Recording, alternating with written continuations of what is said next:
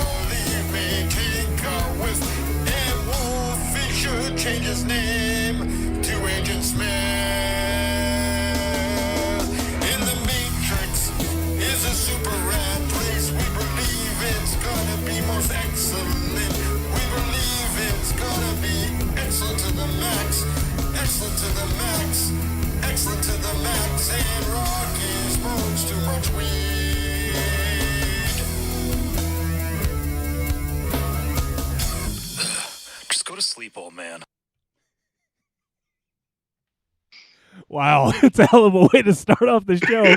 First time hearing that.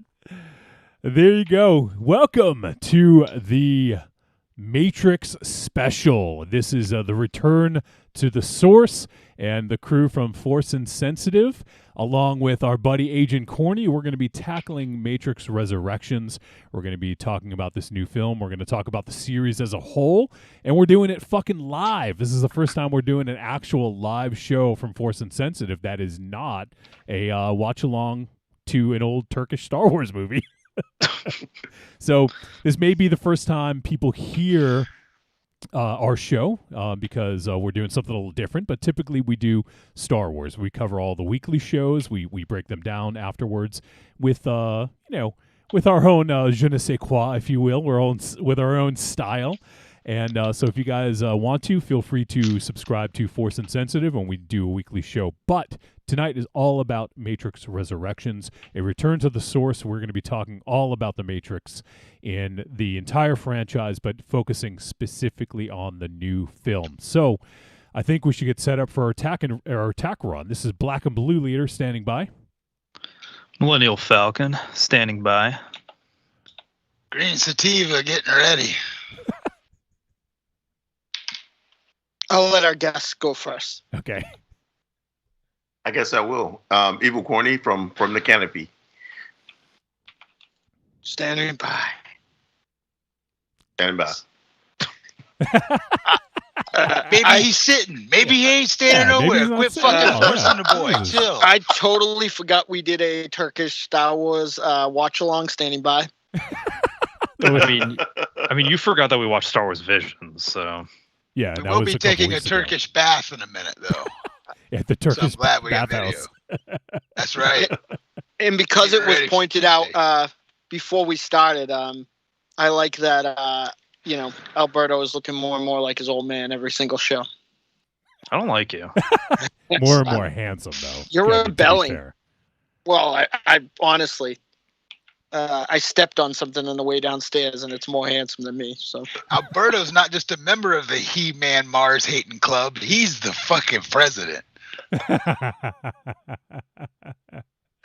Oh shit! So we're off to a wild and woolly start, but we are now we're streaming. I don't know if anyone's even fucking watching, but we're streaming on Facebook, we're streaming on Twitch, and we're streaming on YouTube. So someone will find us one of those ways, and we're also going to dump this on the podcast feed after the fact. So for Star Wars fans, we're sorry for clogging up your feed if you don't give a fuck about the Matrix, but those that care, welcome to the show. We're going to break it down. I'm streaming into a Gatorade bottle. Right As now? we speak. Right now. Yeah. Thankfully. Do you see the look of pleasure on my face? That doesn't happen normally when I'm talking to you fucking guys. That is true. Well, we don't normally see you on video, so. Normally he goes to the bathroom, but we can't see him, so. right. Thankfully. Oh, I'm taking you guys everywhere with me tonight. Oh boy. So yeah, I'm going one step better than newscaster. I'm not even wearing underwear. When I sit up from my seat, you guys are going to hear. Oh, he's free balling. The Velcro. Is it too late to ask for a cash app? Yeah. GoFundMe for therapy Yeah. next year. Well, you can, Yeah. Corny, you can go visit the analyst after we're done with the Yep. show. I think you'll. Oh need yeah, it. yeah. Or He's a visit small the animal. What? boy. or in Rocky's case, you're going to visit the analyst. The analyst. Yeah, I want a fistful of blue pills for this. This corny needs an enema. All right, so we're going to try our hardest to stay focused. That may be difficult on this show, but what do you cheers to you guys, by the way. It's the first show of the year for us, even though it's not a real show. So, Oh, wait. What What year? It's Yeah. the last show. What? The last show of the year. No, it's Not even the not. last show of the year. No, we're doing another show on Wednesday to talk about Book of Boba. How drunk No, are that's you right now? technically season 3, though. Are you shitting me? Yes, what Rocky said. I have to hang out with you guys Technically, twice. This is not a season at all. This is just a fucking special. You're right. This is It's a not special, It's like a like the bus you take to school. it's like a holiday Oh, special. I meant to say Merry Christmas. Why just the Christian folk? Well, I don't know. Like Happy Satan Day, Alberto. Don't let me in with you. Tuesday is the day people who worship like Johnny, they wait for Thor to show up through the window, and then they lick his hammer. There you I don't think that's a hammer. go. Shh, it's not really Thor either, but we haven't fucking bothered to tell him yet. All right, I got so fancy, so I don't care what we do. guys, Expensive. we fancy have so much to tackle. You Are you guys sure? want Get to to start talking derail about Star Wars right now, off the since fucking Don't- bat. We're talking Don't- about y'all talking about the Matrix on the Star Wars show. We're talking about the Matrix. I thought we were talking about Book of Boba. What's that, Alberto? Well, I was gonna say, don't let Mars derail us just because he hates the movie. Because that's what he does with everything he doesn't like. He just spends as much time as possible talking about nothing. I did not hate this movie, so there. Well, Oh boy. I'm a fucking professional. I have notes, and I haven't taken notes for a show format in my 9+ years of podcasting. So I want to tell you right now, I'm about to take the only note I fucking need to get through this fucking show tonight, because fucking I'm going to be the Mars of this episode. So I'm going to go ahead and Flat. break this fucker out. Where's your Commence foot, to fucking, I'm taking the goddamn fucking red pill. Is that for? Is that the one that makes me want to fucking just stay oblivious to what I watched? That's the blue no, pill. that's a blue pill. Jeez. Okay, then I want to take the blue pill. I'm going to take the blue pill. Have you not seen the I movies know, we're right? talking about?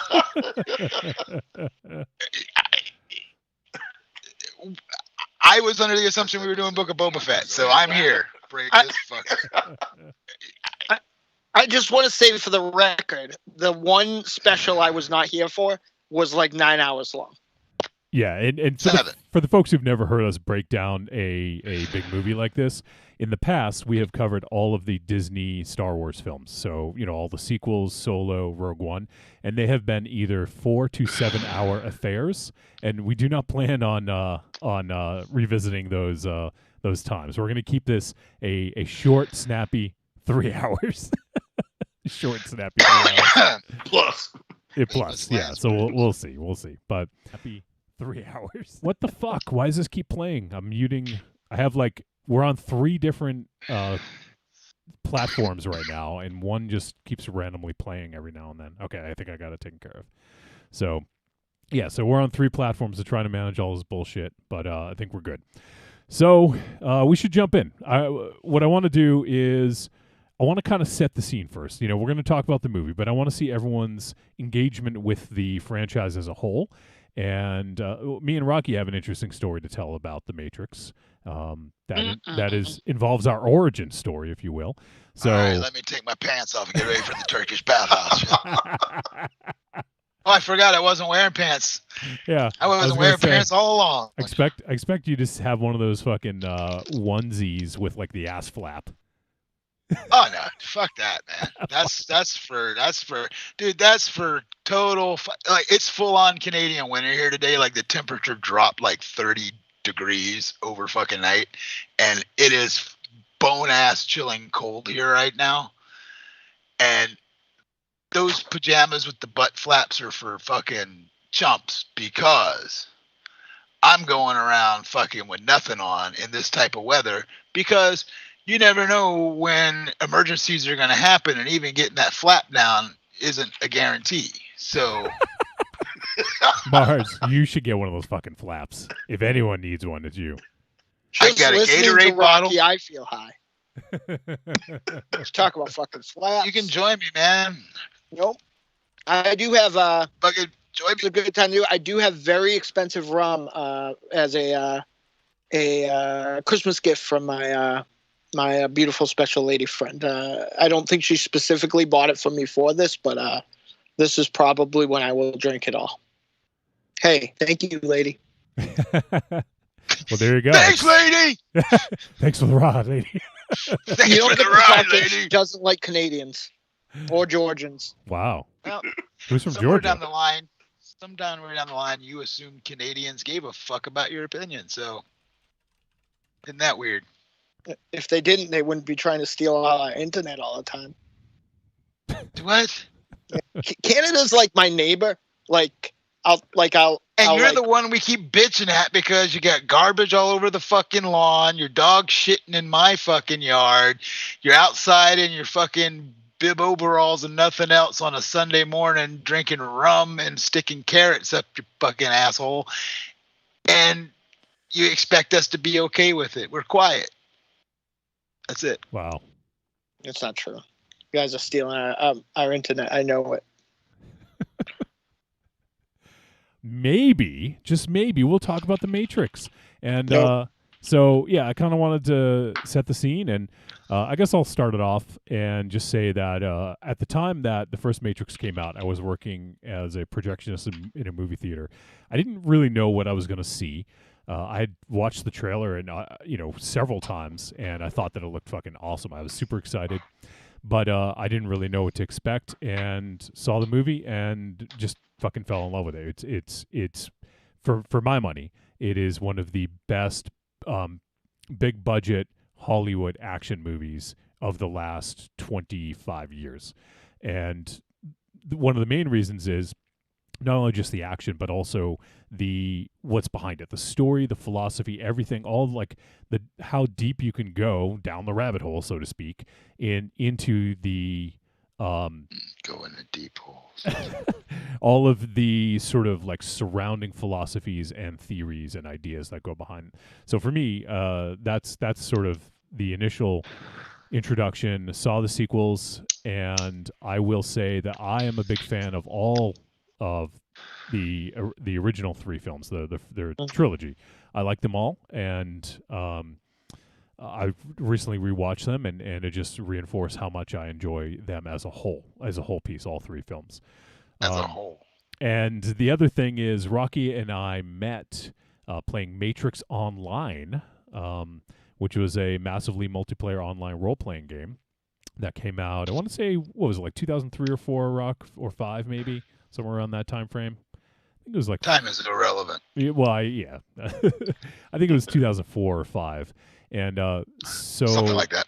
At the time, Rocky, well, I mean, you could tell the story, but I was looking for a group to join I don't up know with. which story you're telling. There's a bunch of I fucking know. stories to I tell. was joining up with a group to be a DJ because in Matrix Online they had a media player where you could pump in a URL and you would hang out in the Matrix in the clubs, and in the clubs they would have DJs, and basically Rocky and was part of an organization. You were if I'm not mistaken at the time, you were the station manager, and you were running the station. You could call it that. Yeah, if you could call it that. And so that's how I got to know you guys. I wanted to get into that, and we hit it off. We joined the same guild, and we ended up playing Matrix Online for several months before we left and went back to playing Star Wars Galaxies together. But that's how Rocky and I initially met. We met online playing that and doing DJing. So I'll kick it over to you, Rocky. You can tell your side. The one thing I remember the most about seeing the Matrix for the first time, just to back it track to where my origin of this is.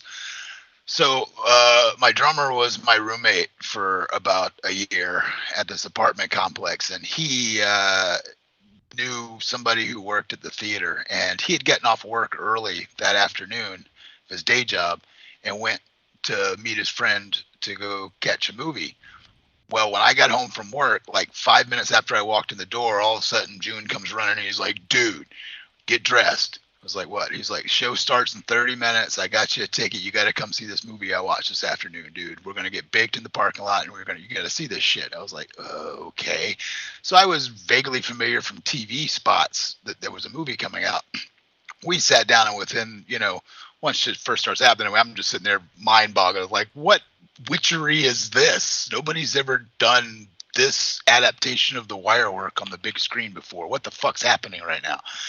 So that kicked it off. Now, I'm one of the few people who think my favorite movie in the franchise, and it still is the second one, Reloaded. That one, honestly, as somebody who likes, because they had already set up the premise, so now they could just play in the sandbox with the toys in the second movie. And that, I just remember seeing that freeway scene for like 35 fucking minutes, going, what the fuck, man? So blew my fucking mind. I arguably have a few issues with the way it ended, but I still felt like it ended with a nice tie-up. But anyway, moving forward, yes, Matrix Online. I played that. We met Johnny. He has one of the great, to this day, one of my favorite, I won't even say video game moment. I will say life moment of just joy. We're in this game. We're doing a live thing. There was clubs all over the video game. So we would go to a club and we would say we were hanging out in game. If you're listening to the live stream, come hang out in game, blah, blah, blah. There was an unexpected event was triggered in the game, in which agents just started pouring out of all the phone booths around the city, and it was just fucking mayhem. We had about 50 some odd people in this club, and agents breached the fucking door. And so we're like, as a joke, we're like, everybody defend the DJ, because Johnny's character was up on stage, so we just start laying in. They just keep coming through the door, dude. Like, it doesn't fucking stop. And I immediately told Johnny, I was like, we need some fucking music, man. Hit this shit. And to this day, greatest action moment ever. We're kicking ass in bullet time with fucking agents, like 50 people, guns blazing, kung fu going off the walls. This motherfucking kicks up fucking It's Not Unusual by Tom Jones, and it was fucking epic, dude. Like, to this day, I want a Matrix movie where they use Tom Jones in a fight scene. But anyway, so yes, I am a big fan of the original trilogy of this, and as we get further into this viewing of this new thing, I will express some things. So yeah. Anyway, I'm also big on getting really baked, and I feel like I'm the only guy in here that has hair, so I just sit like this for a while. Oh my god. So yeah.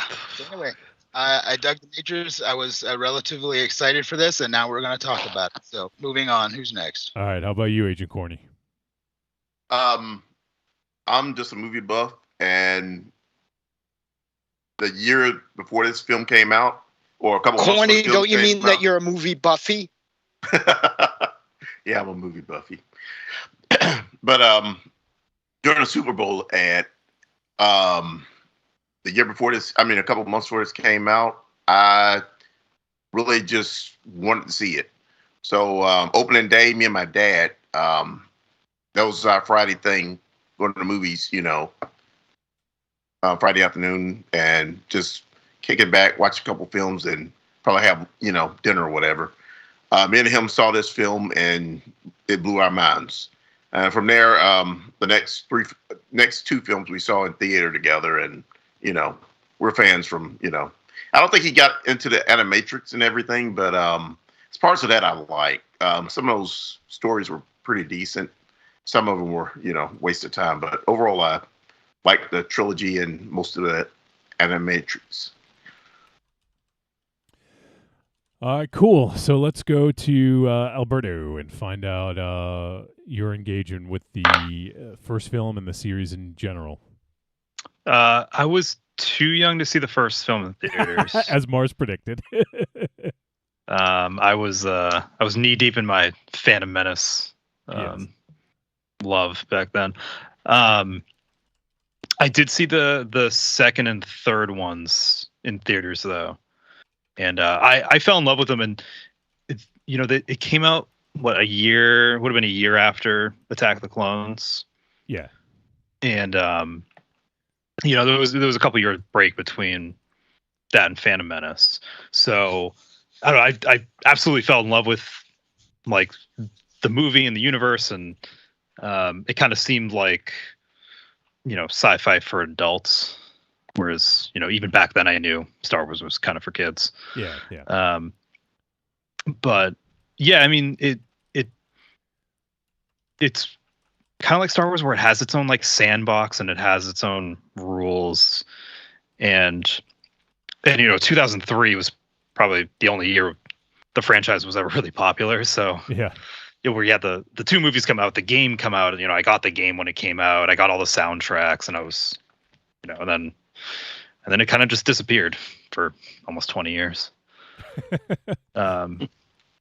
But I mean, when I was I was like 12, 13 years old when Reloaded came out. So to me, it was just some big dumb action movie. And it wasn't until I watched it like in high school or college again, where I was like, oh, I get all the themes they're trying to tell me. And I actually understand like, what the architect is saying at the end of that movie. Yeah. So it was nice. It was cool to peel back the layers as I got older and started to understand things. But cool. How about you, Mars? Did you take? What's up with you, Rocky? I'm not even looking at him. I shouldn't. So in Massachusetts, we have these giant places called theaters, and I often was allowed to get for free and watch movies all day. So I saw The Matrix, and I liked it. And I saw the second one, and I liked it. And I saw the third one, and I almost got arrested because I was angry. You just got arrested just because you were angry? Well, that and that I tried to break the chair in front of me and throw it at the screen. But I have a very complex relationship with this film because you can break down every little element of The Matrix, and it's something I like. I am a fan of Grant Morrison's style, like kind of world within a world, subversive realities. I'm a giant William Gibson fan. William Gibson has made its way into probably as many Deadite songs as Clive Barker has. I just love the melding of kind of how he's made. Basically they've made the cyberpunk movement. I like cyberpunk. I'm going to say his name incorrectly, but Yuen Ping is without a doubt the best modern fight choreographer around. Yep.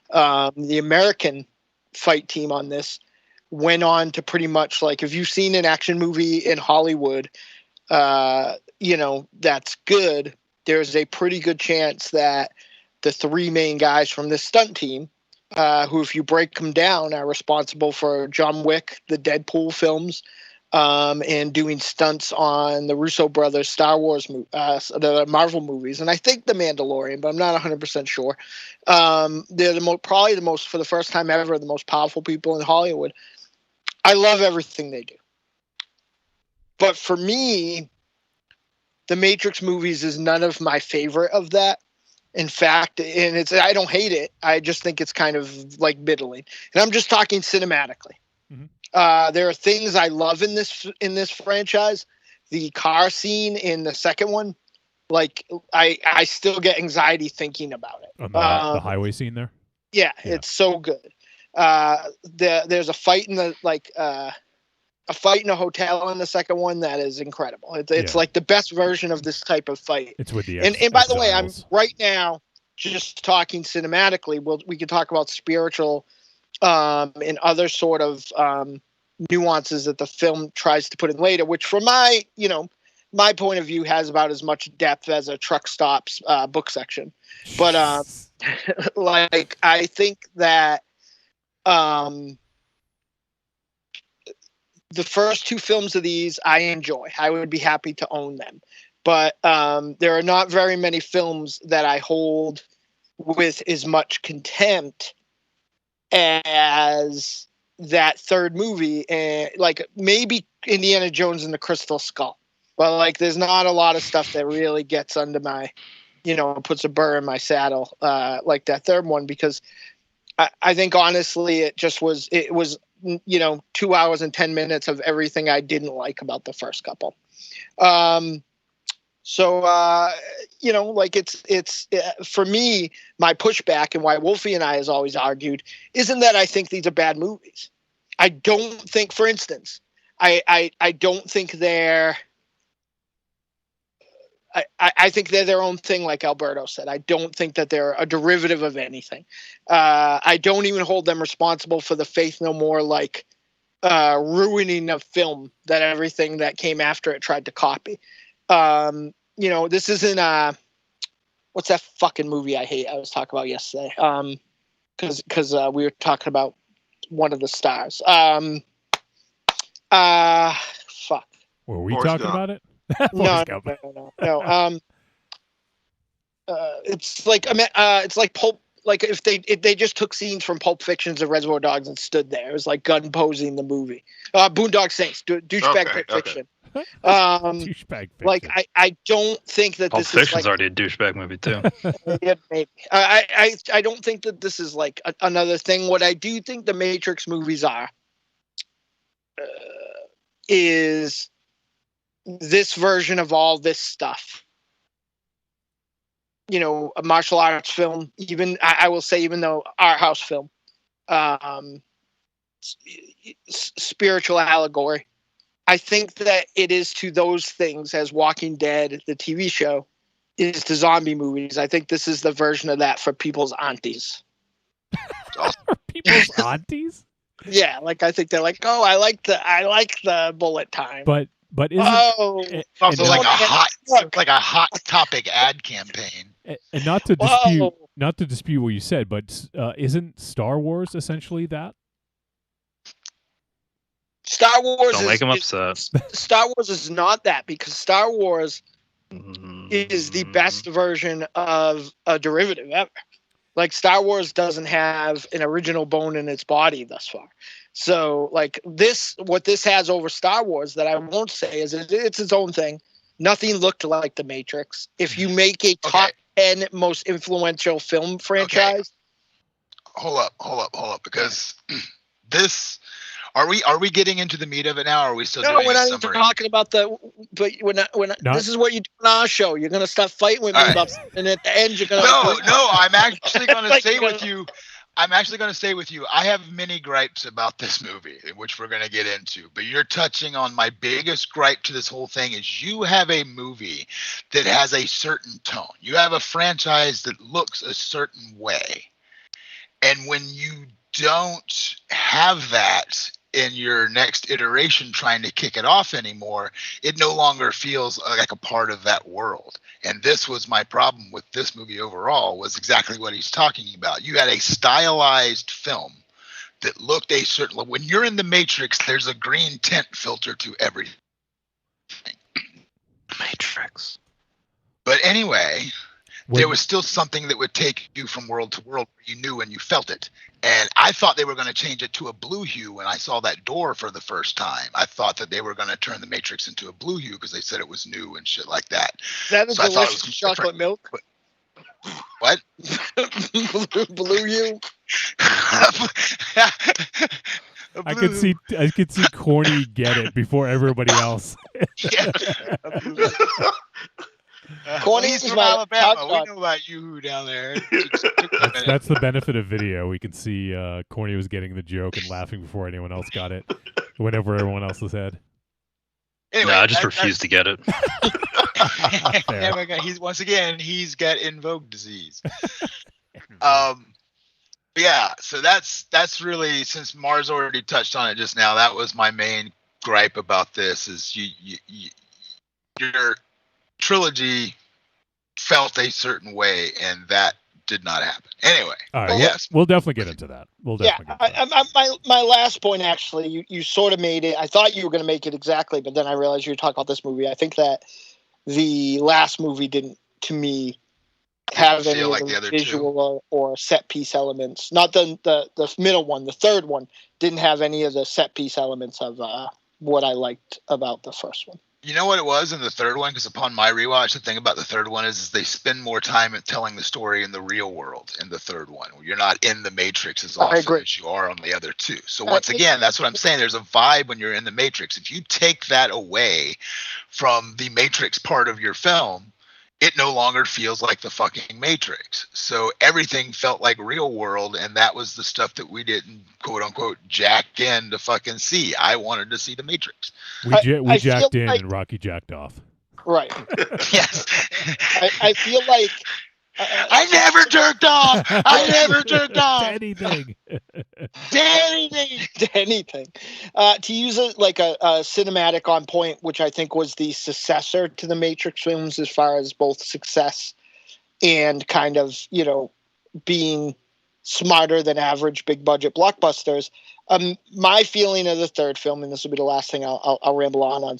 Imagine if they took all the stuff with like Christopher Lee and all the war room battle stuff and all the origin story of the Ring from the Lord of the Rings trilogy films and put it all in the third one.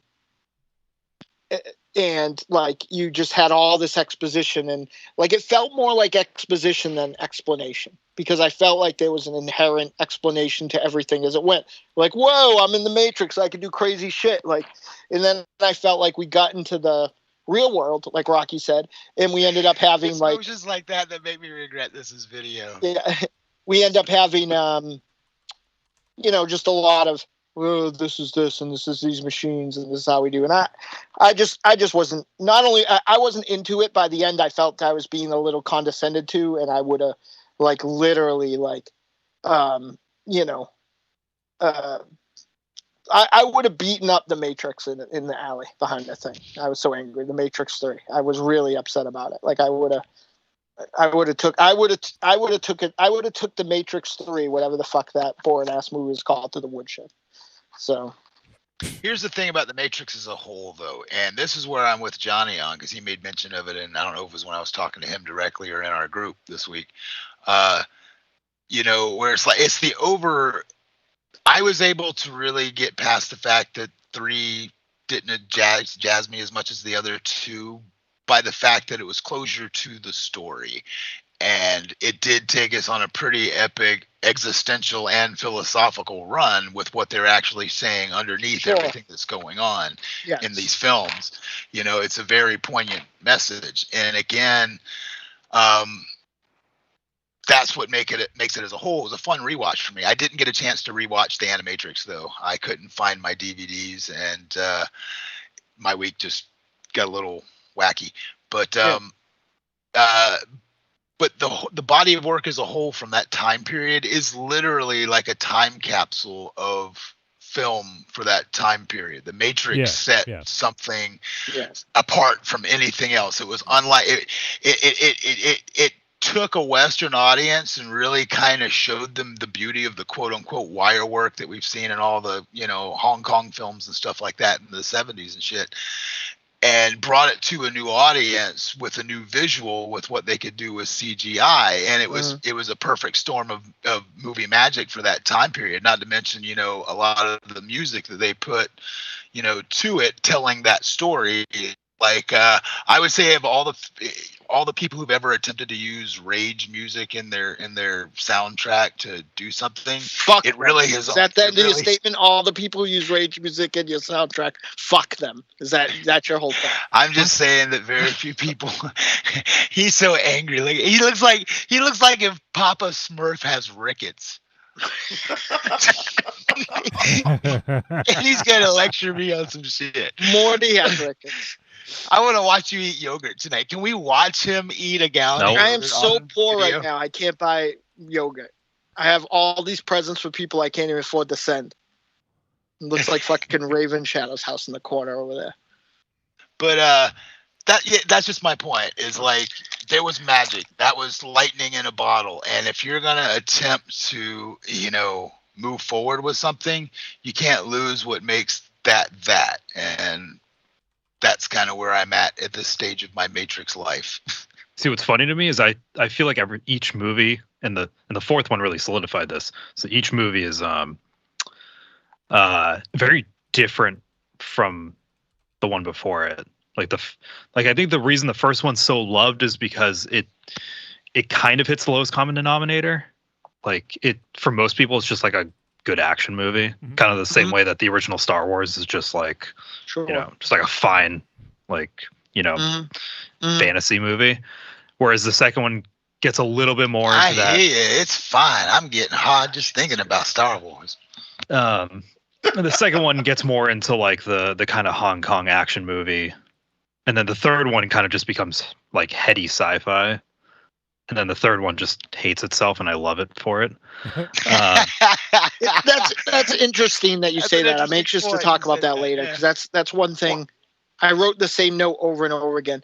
One more point I want to make before we move away from this, though, is that for all the bad things that this film is responsible for, ruining fashion at goth clubs, like a litany It put of more fucking people in the goth clubs, though. a litany of Yeah, that's why he hates really it. Yeah. shitty derivative. Yeah, I mean, I wasn't that handsome, so all that competition wasn't good for me.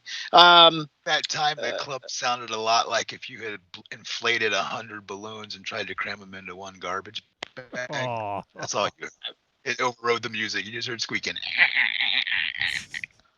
So So anyway, then he finally got around it. But I think that there's a lot of damning stuff in this film. The way it made electronic music be kind of, I feel like this movie, it's a chicken and egg thing. Like there's a point where I feel like electronic music got really frat boy music, and that wasn't I didn't want those people at my shows in their At your frat. yeah, I didn't want them at my frat. I didn't, but what this is responsible for, as Rocky was mentioning, like the wire work and stuff like that, when the film industry dried up in Hong Kong in 1991, a lot of people tried to come to America to varying, like Rumble in the Bronx, I think was made, not in the Bronx, but was made for like an American audience and stuff like that. And they tried to repackage the Armor of God films and stuff like that. And they kind of just, didn't really work. But in the leg of what the choreography did in The Matrix, I mean, that's why we got, I think, that's why John Woo had an American career. And I think that's why Jet Li, not maybe, and no one's going to say it's his best stuff, but Jet Li made a lot of American movies. And it kind of, in the dust down of the things that were really derivative, it really made a lot of, it kind of really, it brought Hong Kong action to America just when Hong Kong action needed to be in America, because yeah. Hong Kong was busy politically and financially and cinematically tearing itself apart.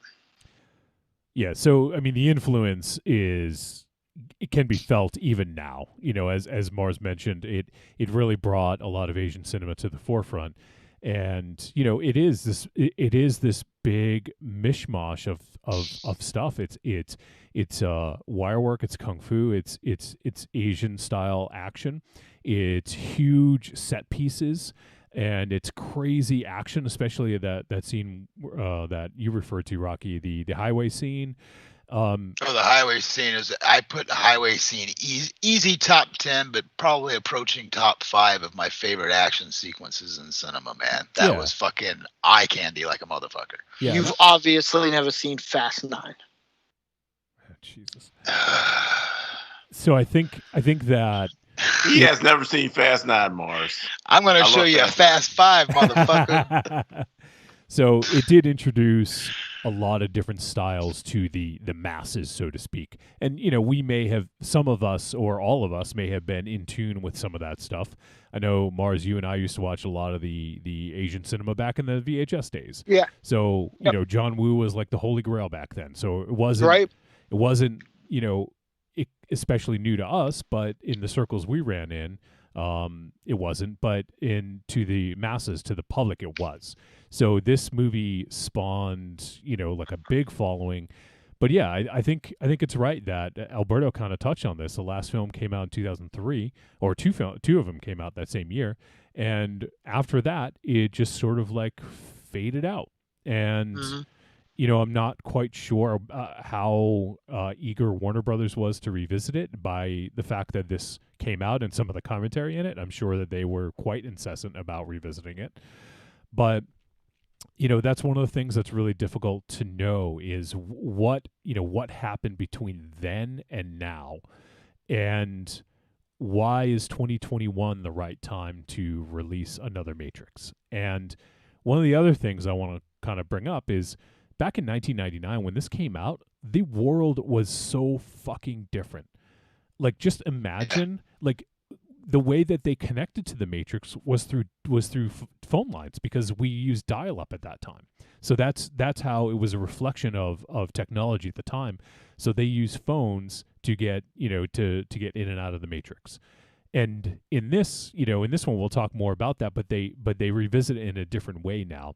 So one thing I watched a ton of footage about this from like a bunch of different people. Like especially Matrix Explained. I got to call out Matrix Explained on YouTube. They have a great channel. They've been breaking down the Matrix for years. But they have some great stuff about the philosophy and the theories and the ideas behind the Matrix. And them and like a few other sort of YouTube channels that I like to go to regularly. And I got some great stuff. But one of the things that really stuck with me was how the original films showed us how we use the internet. But in Matrix Resurrections, it shows how the internet uses us. And I thought that was such a huge concept for why this is probably a good time to do this, because it's a reflection of the times, and it's a reflection of the technology.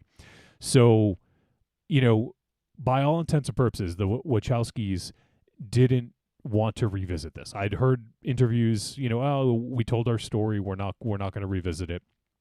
But the idea and also it's talked about in this film, like in a meta sense, is basically Warner Brothers is like, we're going to make it with or without you.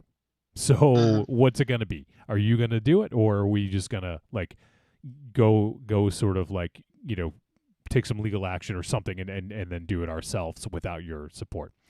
So my feeling is that Warner Brothers is really kind of like driving this. Like, we need to make another one. The time is right. Let's do it. So now I want to kind of get into the resurrection, so to speak. Now, you've been waiting to say erection all night. He actually said. I did say resurrection, but you've been waiting to hear erection all night. So I have a question. Are you? He's been waiting to have an erection for 10 years. He takes the blue pill all the time. His wife called Fast Five their honeymoon. I take the little blue pill all the time, man. That's my reality, bitch. I just live in a sea of my own fucking juices. Yes. On something. Oh, but I gotta ask, Johnny, are you broadcasting from Watto's tool shed? What the fuck's going on over there? Why? It looks like you're playing Jenga with fucking space refuse over your shoulder. What the fuck? What? How fucking high are you? Oh, Well, you can only in a scale from 1 All to right. 10, pretty So- fucking. Let's pull back the curtain here. This is the real world. Rocky sees an angle that no one else does, so he's calling out the angle from over here that no one else can see. And yes, I'm He's in the. calling out the angle that looks like your I've got like camera the set up special somewhere. edition, Johnny, You tonight. get the special edition, and you're correct. I'm in the process of fucking dissecting and redoing my room here. So yes, you see So, a I'm bunch of the only one seeing the shot. no. I can see that too. I just thought he was on the set of Sanford and Son. You big dummy. So all you guys on the call, can see it, but the listeners and the people viewing this cannot. Oh, So you four touch have those guys. you guys have this is like you can view it. You can think about it as you guys have the insider My OnlyFans view, and no one else has it. Okay. I'm was not going wondering to get why you were- automatically charged for this, am I? You have a drawer I full know. of glasses. Well, that would explain why I've been seeing your balls this whole broadcast. I thought you were just getting fucking racy to get likes. All right. So Alberto doesn't like that. You can see. Like normally we're just assuming he doesn't like it, but now we can see that.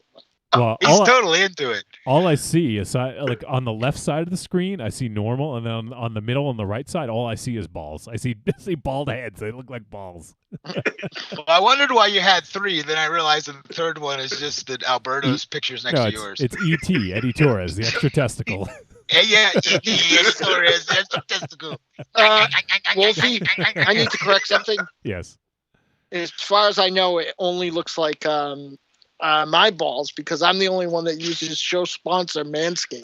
That's not a man, show if you're sponsor. ever in the no, Matrix, no, You're having trouble. If Nope. you're ever in the Matrix, If you're ever in the you Matrix, gotta shave your balls.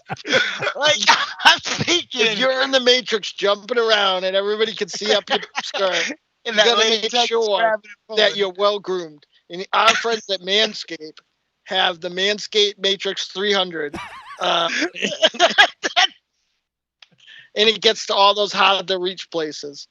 If you don't want to get any Neo on your PO, use the Manscaped 300. Neo on your Oh, pillow. You don't, Oh, if you man. don't want to turn your most important double into a trinity, you use the Matrix 300. If you've looked like you got attacked by a million swarming Agent Smiths last time you tried to shave your back, you need to use the Manscaped Matrix 300. So that's our show sponsor for tonight. So that's why everyone is bald, because it looks like especially Alberto, looks just like my testicles. And the tagline: God. when you use it once, you'll feel. Actually, Oh. if you go up from Alberto to Corny, that's pretty much like what it looks like when I look down at my lap. Well, I hate to tell you, the one that looks like corny, you might need to go see a doctor. 90s were a hell of a time. Well, I mean, it was scar buildup before I had the Matrix Manscaped 3000. The Matrix Skate Oh, 3000. God, yeah. I mean, you can say that my Grendel has definitely had a resurrection.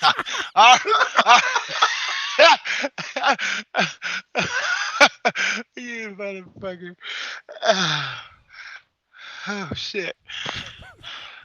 He takes advantage of me when I got the giggles. You know that, right? This piece of shit. You could have ended it there. He takes advantage of me. Period.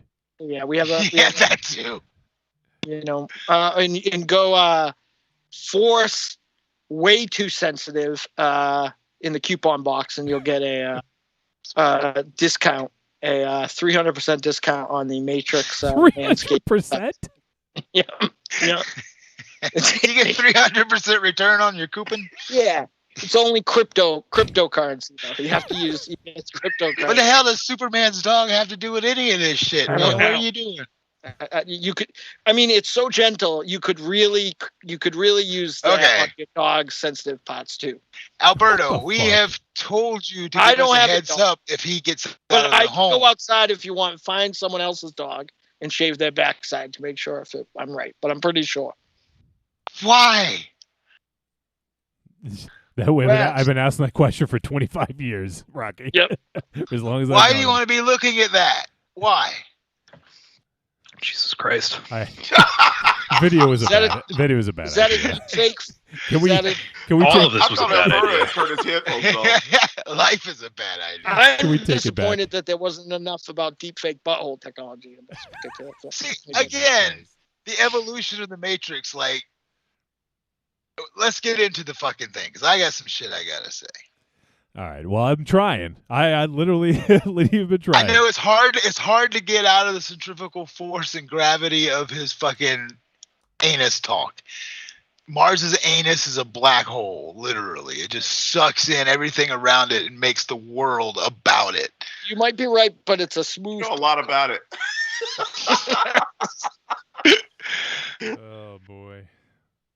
So maybe we can start talking about the movie. Okay, so I had sort of talked about why,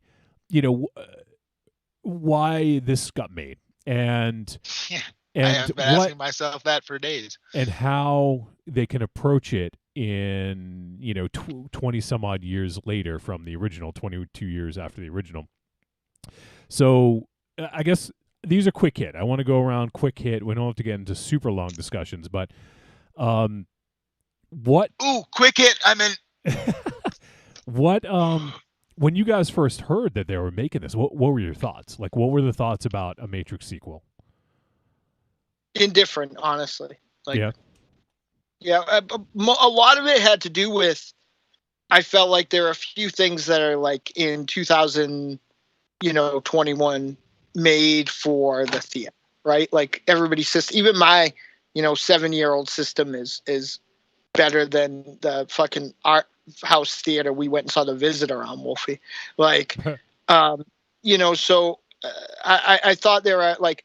For me, the Marvel movies, like I've seen all their magic tricks. I'm comfortable watching them at my house. But like I felt like if the Matrix was going to come correct, they would, it was going to be a theater experience. They were going to really take that to the next level. Yeah, that doesn't exist anymore, pal. Right. Well, which is why I was kind of indifferent, because I felt like we couldn't get it even if they tried to give it. All right. This is the fact that In Vogue was not on the soundtrack for this movie after all this talk. Jesus. All right, Alberto, what were you gonna say? I mean, I was excited mostly because Lana Wachowski was returning too, because there was rumors for a while leading up to the like official announcement that they were going to do like a reboot with. Yeah, that was a couple of years ago, right? They were talking about that. Yeah, it was like 2017 or 2018. They were talking about doing like a reboot with Michael B. Jordan as Morpheus. Right. Which I mean probably would have been fine. Michael B. Jordan's great, but like, the fuck? Yeah. Yeah, video was a bad idea. Yeah, it really was. Jesus Christ. But yeah, and reading more into it, it very much seemed like Warner Brothers asked them constantly, like, "Hey, do you want to make another one? Do you want to make another one? Do you want to make another one?" And I really didn't think we ever would see another one, to be honest. Or if we did, it would be completely without their blessing. Yeah. And that's kind of what I was thinking too. If we did, I mean, it was such a popular franchise that it eventually had to happen, and especially now with the way Hollywood is, everything is I mean, it seems like 50% of the stuff is a sequel or a reboot or a requel or a re-envisioning or something. A requel. Yeah. Requel. So it seems like it just was a matter of time. So I want to say this. I want to say this about the general overview of this fourth movie. Out the gate, I liked what they were doing with the occasional meta thing and stuff like that was working for me. And then it just... Well, we didn't get to the movie yet. I know. I'm just saying overall, they had a good idea. I think they had a really good idea. So, all right. Well, I mean, I wrote a bunch of questions down, but I feel like I just, maybe we should just get into it because You're giving him blue balls, but complaining Yeah. about the movie. Yeah. What? Overall, Let me check. I was really interested in what the Wachowskis going to do. I was just afraid that they would have somebody that wouldn't understand the Matrix to reboot it. Yeah. That's the main thing I was afraid of. So we've seen like how Pacific Rim Uprising was. I think Guillermo del Toro might have been just a producer on that film, and it was horrible compared to the original Pacific Rim. I don't know. I just don't think anybody else is capable of really making a hit Matrix film. Yeah. And the other thing, too, just worth mentioning about the Matrix film is the concept of, a lot of the concepts, but especially red pill, blue pill, were co-opted by various, there's a lot of theories out there about what the original films meant. And I think this was confirmed by the Wachowskis as well, is that there was some trans allegories in there because it was originally Larry and Andy who made the original films, and then you got the character Switch, right, which originally was supposed to change sexes, whether in the real world and the Matrix. So yeah, that was definitely inherent there. But with Lana first transitioning, and then with Lily later, it's interesting to think about them and look through that lens when you go back and rewatch them. But the other thing too is now, especially with a lot of more conservative kind of right-wing groups co-opting this whole red pill thing, because Republican red pill, like that's been co-opted. And so this thing has taken off, and it's been a life of it. It's got had a life of its own, and this is their opportunity to come back and re-control the narrative in a sense, where narrative and story are a big parts of this movie. So I feel that was another element of that, which I think really excited Lana. And so from what I understand, Lily didn't come back supposedly because their parents had died both within I think a couple weeks of each other. It's super sad. I heard Lana talking about it. It's super sad to hear, but basically Lana's way of coming out of that darkness of dealing with the death of both of her parents, and I think she also lost another friend as well within a weeks of each other. So her way of coming out of that dark period was revisiting the characters of Neo and Trinity, and how that actually brought joy to her and helped her to come out of this darkness of dealing with the death of both of her parents. And so she was feeling like she wanted to kind of express how she was feeling, where I think Lily, from what I understand anyways, was going through her transition, which was still fairly new-ish in the last few years, and was internalizing a lot more of that, and also the feelings of losing parents. And apparently Lily was not interested at this time in revisiting this. Not to say that she won't revisit in the future if there's more, but this was all Lana. Lana got, I think apparently got the blessing of Lily. They still work together, so I assume everything's cool there. And that's sort of what the circumstances that surrounded the return of the Matrix. And Lana worked with a couple writers, David Mitchell, who is an author who wrote Cloud Atlas, which is kind of, ironic because the Wachowskis ended up making that into a film. So it's the author of the book, Cloud Atlas, and also Alexander Hemon. And so the three of them, kind of came up with the story and the script together, and this is what they came up with. So let me just see if there's anything else I wanted to. I think that's pretty much what I wanted to kind of tackle with that. So I want to get immediate thoughts after the film ended. I think some of us have watched it more than once, so maybe our thoughts have changed. Some of us, I think, only watched it once, but I just finished a second watch right before we did this, so it's kind of fresh in my head. But let's start with Agent Corny. What were your immediate thoughts after watching Matrix Resurrections? I thought it was a nice setup for a new trilogy. Kind of thought it was a smaller film. Um,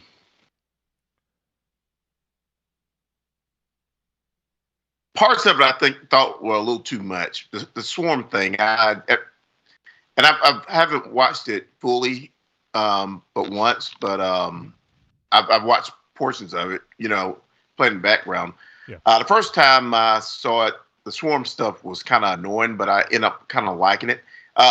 It was a little too much like zombie, something about a zombie film and everything. I just thought about Train to Busan when I saw this part, or World War Z. But overall, I like the film. All right. And, How about Alberto? Your thoughts after first watch? I enjoyed it a lot. I liked it for different reasons from the other ones. Like the second one, I just loved as an action movie, and on later rewatches, just kind of breaking it down. But I liked all the commentary in it. I liked all of the meta stuff because I think it's just like the perfect thing to do nowadays. Because it's that franchise has always been a social commentary, and this was another one of those. Yeah. I agree with Corny. Like the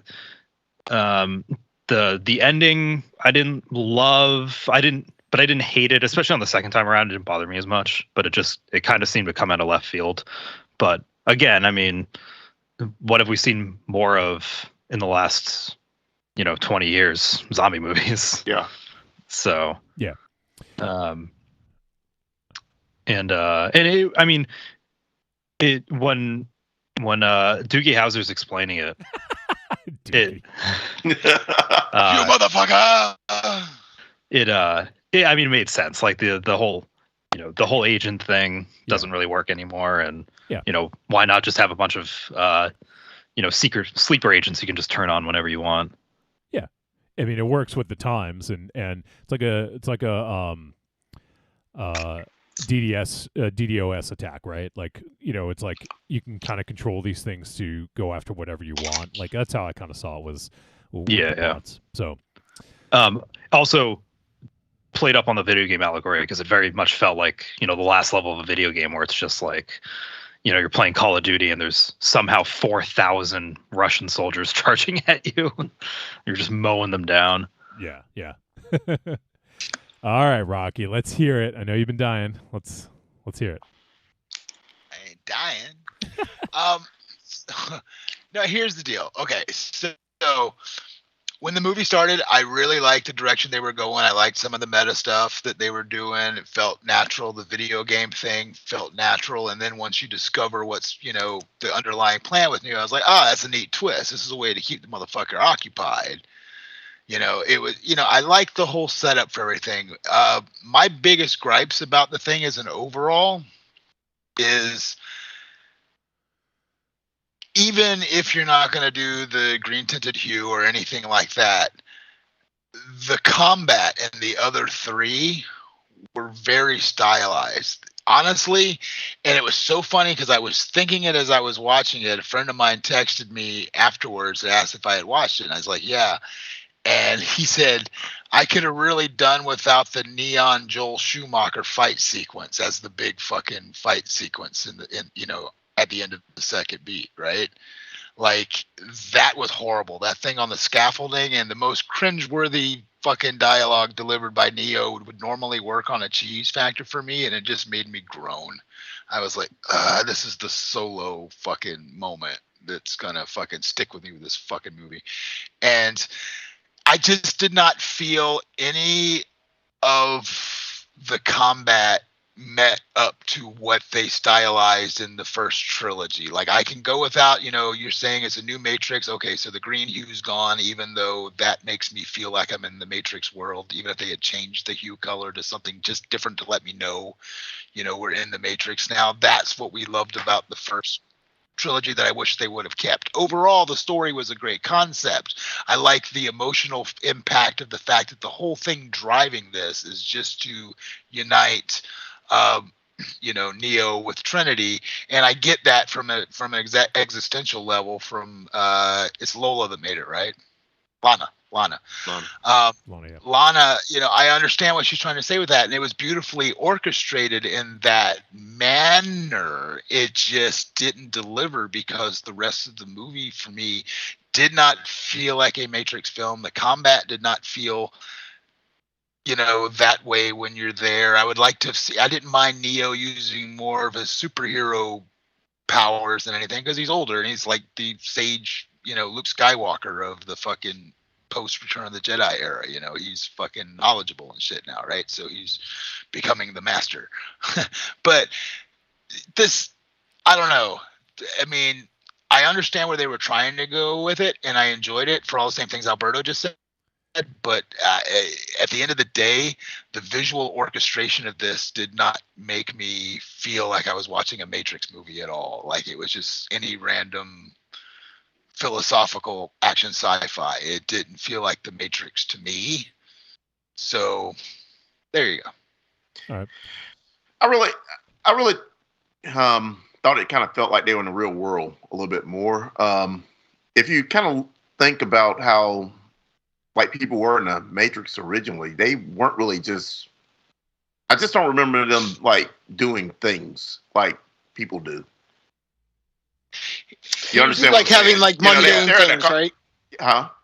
Having mundane sort of things. Yeah, right? yeah, like going to a coffee shop or just on a job. Even like in Neo's job, he didn't have any interactions with any of his coworkers or anything. Well, as soon as he shows up, the phone rings and Yeah, I think that's just because the story they were telling, they had to cut out certain things, but I also think they were trying to camouflage it more. Yeah, and the relationship between Neo and Trinity in this is essential. So having those down moments where, in the coffee shop, I think are huge for the story they're telling in this. So yeah, I mean, there's a lot more daytime stuff happening because like in Matrix, there's a lot of night. Well, this was all natural. This was almost all like natural. They filmed in natural light as much as they could, and that is completely different. Like the way that and I loved that. Yeah, the way that Lana filmed this is way different from the way they did the original trilogy.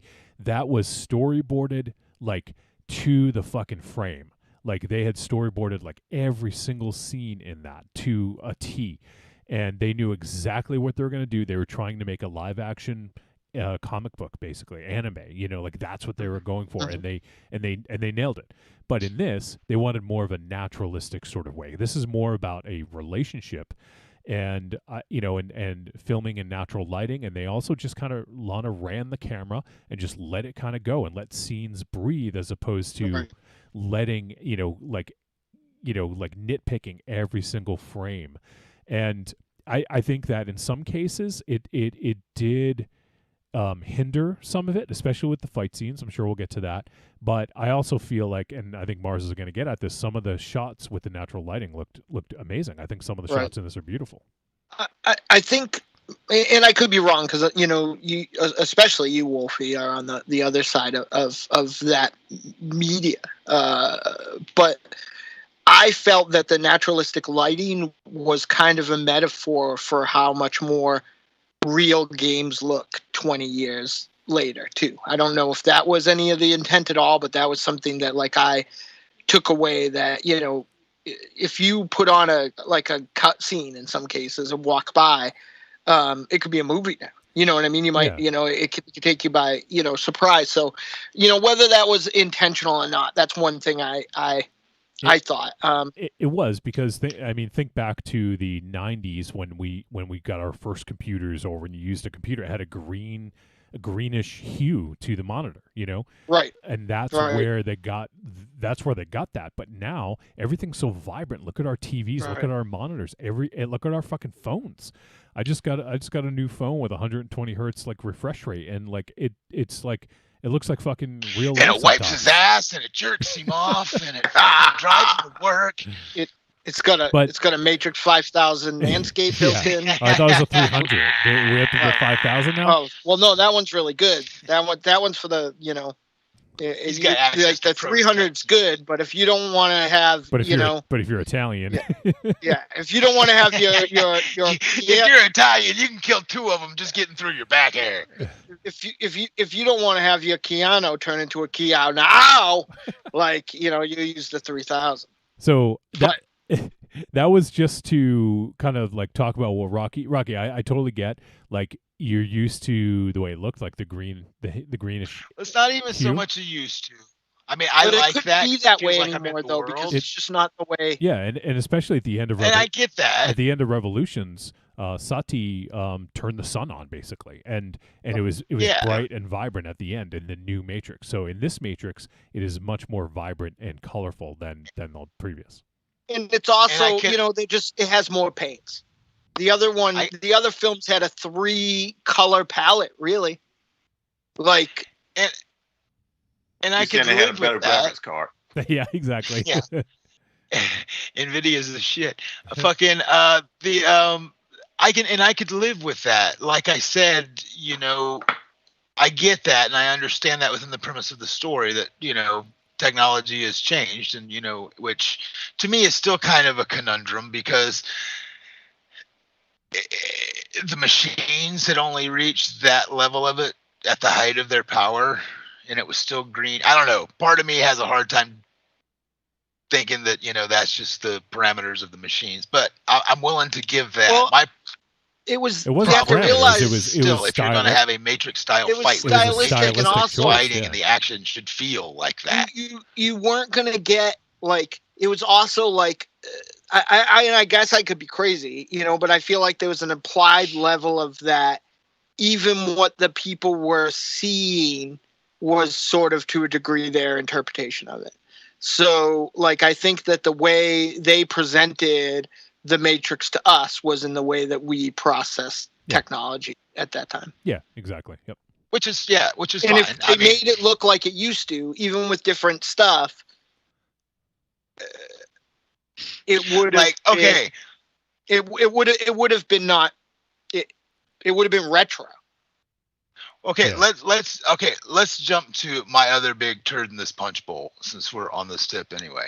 So you guys brought up the swarm thing. Yeah, I would totally get the agent is an outdated concept, and of course, after the effects of what happened in Revolution, they would look at making a better fucking way to do this. So the swarm thing made sense. It did start leaning too much to that zombie movie thing that made me groan at the end during the final action sequence quite a lot. I wish it hadn't gone that route. I would rather have seen the people just within the general vicinity turn to it, make it more of a fucking, you know, fun escape fight out versus this overwhelming ridiculous thing. But that being said, it's still okay. I'm trying to gather my point here correctly. I feel like your view is through the lens of, and I get it. Like I only, you know, it's the Albertos and the kids I work with for the world that show me these things that, I mean, I still play Miss Pac-Man as much as I play anything else on my thing, but like, Honestly. like that's how the, like Alberto described it. Does the Manscape have a video game built into it? Yeah. Can you Yeah. Okay. Like Alberto He's just described Pokemon it. There's hunting one around time in that his thistle patch. I was watching somebody play Red Dead Redemption, and they killed somebody on a plantation, and like just a million people just all of a sudden started to chase them. You know, like so that's kind of how it is. I just feel like you're sort of the old man yelling at the sky right now. No, I'm totally not, dude. I Listen. want my video games to still be pixels. I didn't see one pixel in this whole game. Dude, can we just go back to shaving your balls, dude? Like, let's end this with you just shaving your balls in slow motion while the Benny Hill Bullet fucking Time. theme music in Bullet Time. Bullet Time ball shaving. Yeah. Bullet Time ball shaving. No, honestly, like there was lots of directions that I was happy with that they were going with in this. I'm just saying that at the end of the day, the thing that sells you on seeing a fucking action movie is having well orchestrated action. I felt none of that in this whatsoever. The story was fine until a point where it got a little convoluted. I won't even get into the whole. Okay, two things here that I'm just gonna go. Okay, whoever did the makeup job on Jada Pinkett Smith should be punched in the face. That was fucking terrible. 110%. And secondly, I this kind was of the agree. bane of I kind of contention. agree. It didn't look that good. And her acting in it was even worse when she was trying to do a little hunched over thing. I was like, is this Tyler Perry? What's going on right now? So fucking my other thing, my other fucking gripe about this too, is Would be in the fucking Matrix. this dude that they got to be GQ Agent Smith fucking pissed me off, dude. Like his fucking everything he did just made me. I was like, you are literally just shitting on arguably one of the other bigger characters from your franchise by having this dude deliver things the way he delivers them. It just fucking it irritated the piss out of me the whole end of the fucking film. And then Captain Cave Merovingian, when he showed up, fucking that was a whole thing too. So, but yeah, Jada Pinkett Smith's both her old lady routine and her prosthetics were fucking horrendous. It was bad. I thought it And was like all the of a Agent sudden Smith thing just when Neo I thought she was gonna go to like Neo and like take his pretzel stick away and be like mine, yeah, mine, right, Like Yoda. right, yeah. yeah. Neo carried me around. I mean, I don't know. And the other thing too is like, you know, Will Niobe Smith was is a strong fucking inside. kick-ass. Niobe was a kick-ass character, and I just feel like you know, her, whether it was them making her act that way with his bad prosthetics, or she was just phoning it in for a paycheck. I don't know. She But was that like was 80. She's supposed to be like 80. What do you think she was gonna do? Fly one Almost 100. I'm just saying. Coney rests his case. Well, But, if 100, yeah, then I mean, that's okay. Okay. Like I said, it was just, I don't know. I enjoyed the direction they were gonna go. I just don't like where they ended up. It kind of scared me, like in an uncanny valley sort of way, if I'm being honest. Like I didn't like her at all. She made me uncomfortable.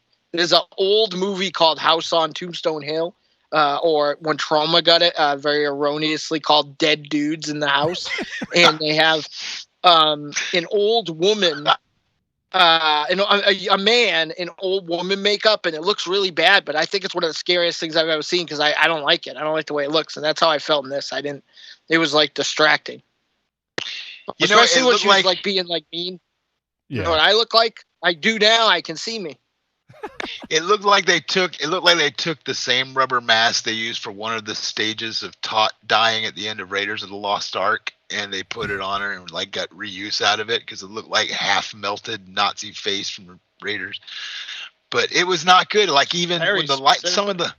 you talk about the lighting, some of the lighting shots when they were hitting her, it was just sort of exacerbating the fact that you could notice too. Like some of the lighting in some of the shots when they showed Niobe were really, you could look at it and be like, this looks like somebody glued bacon to her face.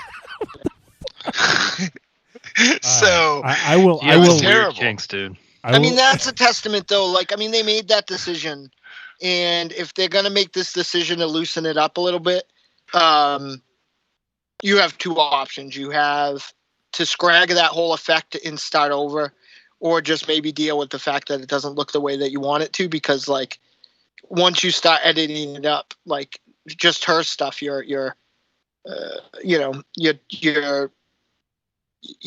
went out to make chicken soup, and now you're going to throw a bunch of ham in it at that one ingredient. Take some of that money that you spent on getting the sun glare just perfect in the final shots of this fucking movie, and throw some of that CGI money into fixing Jada Pinkett face, man. Fucking that thing, if it was real at all, I didn't pay attention to that it. thing. 5 o'clock in the afternoon.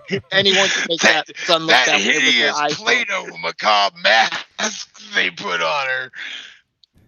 I have pictures. I did that in my music video that I filmed on my phone. That didn't take a lot of money. I thought that They was just not from made a the decision, and it wasn't necessarily. I mean, listen, a movie is a million little parts, right? And while I have a lot of not good to say about this movie, like what I will defend any filmmaker on, or any TV maker, or any anything that Any doesn't TV have maker, your like the Zenith brothers. but like any content maker that isn't somebody like like what I do, like a band, or things like comics in small increments where you can like kind of reset every little while, maybe even over the course of like one thing or one song or one issue.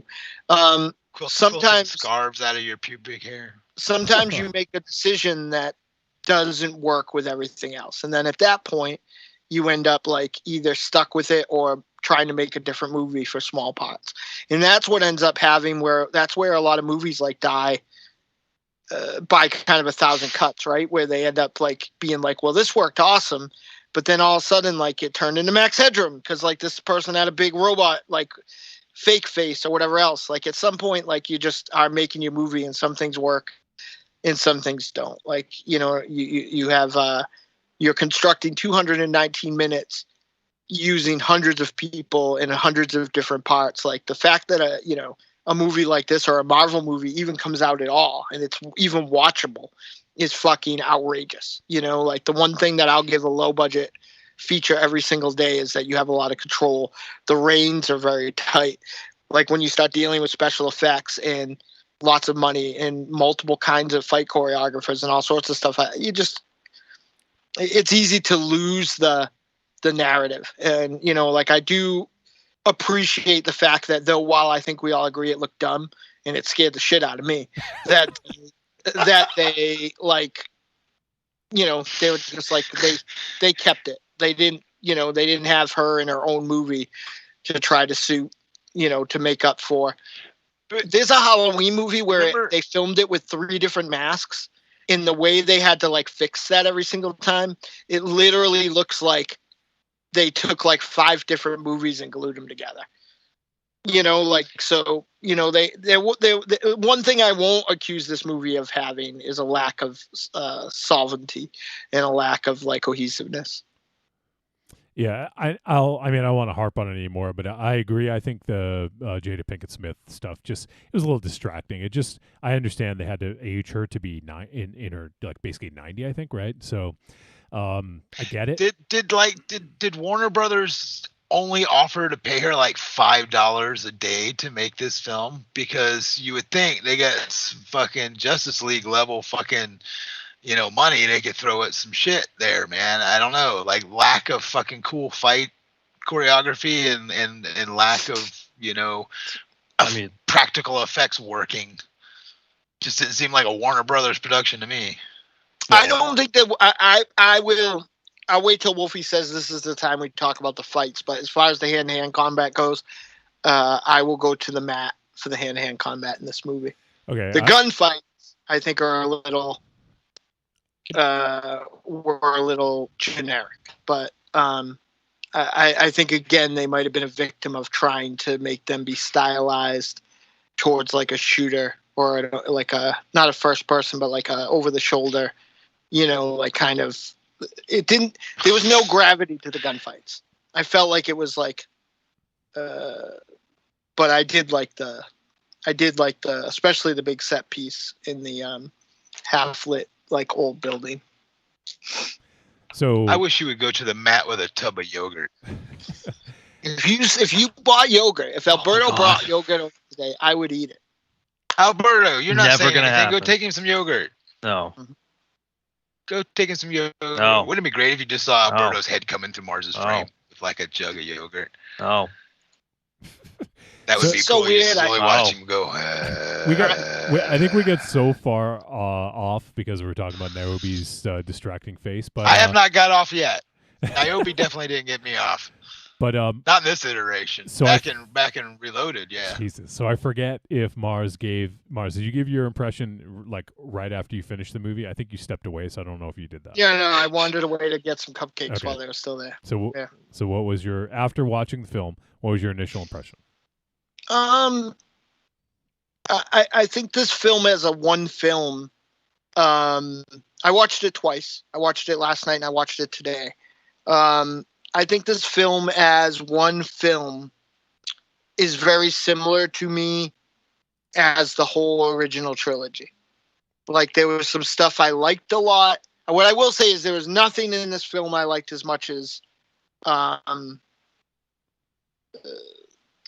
a couple of the fight scenes in the first and second one in that cars in the highway scene. Yeah. But there was stuff I liked a lot.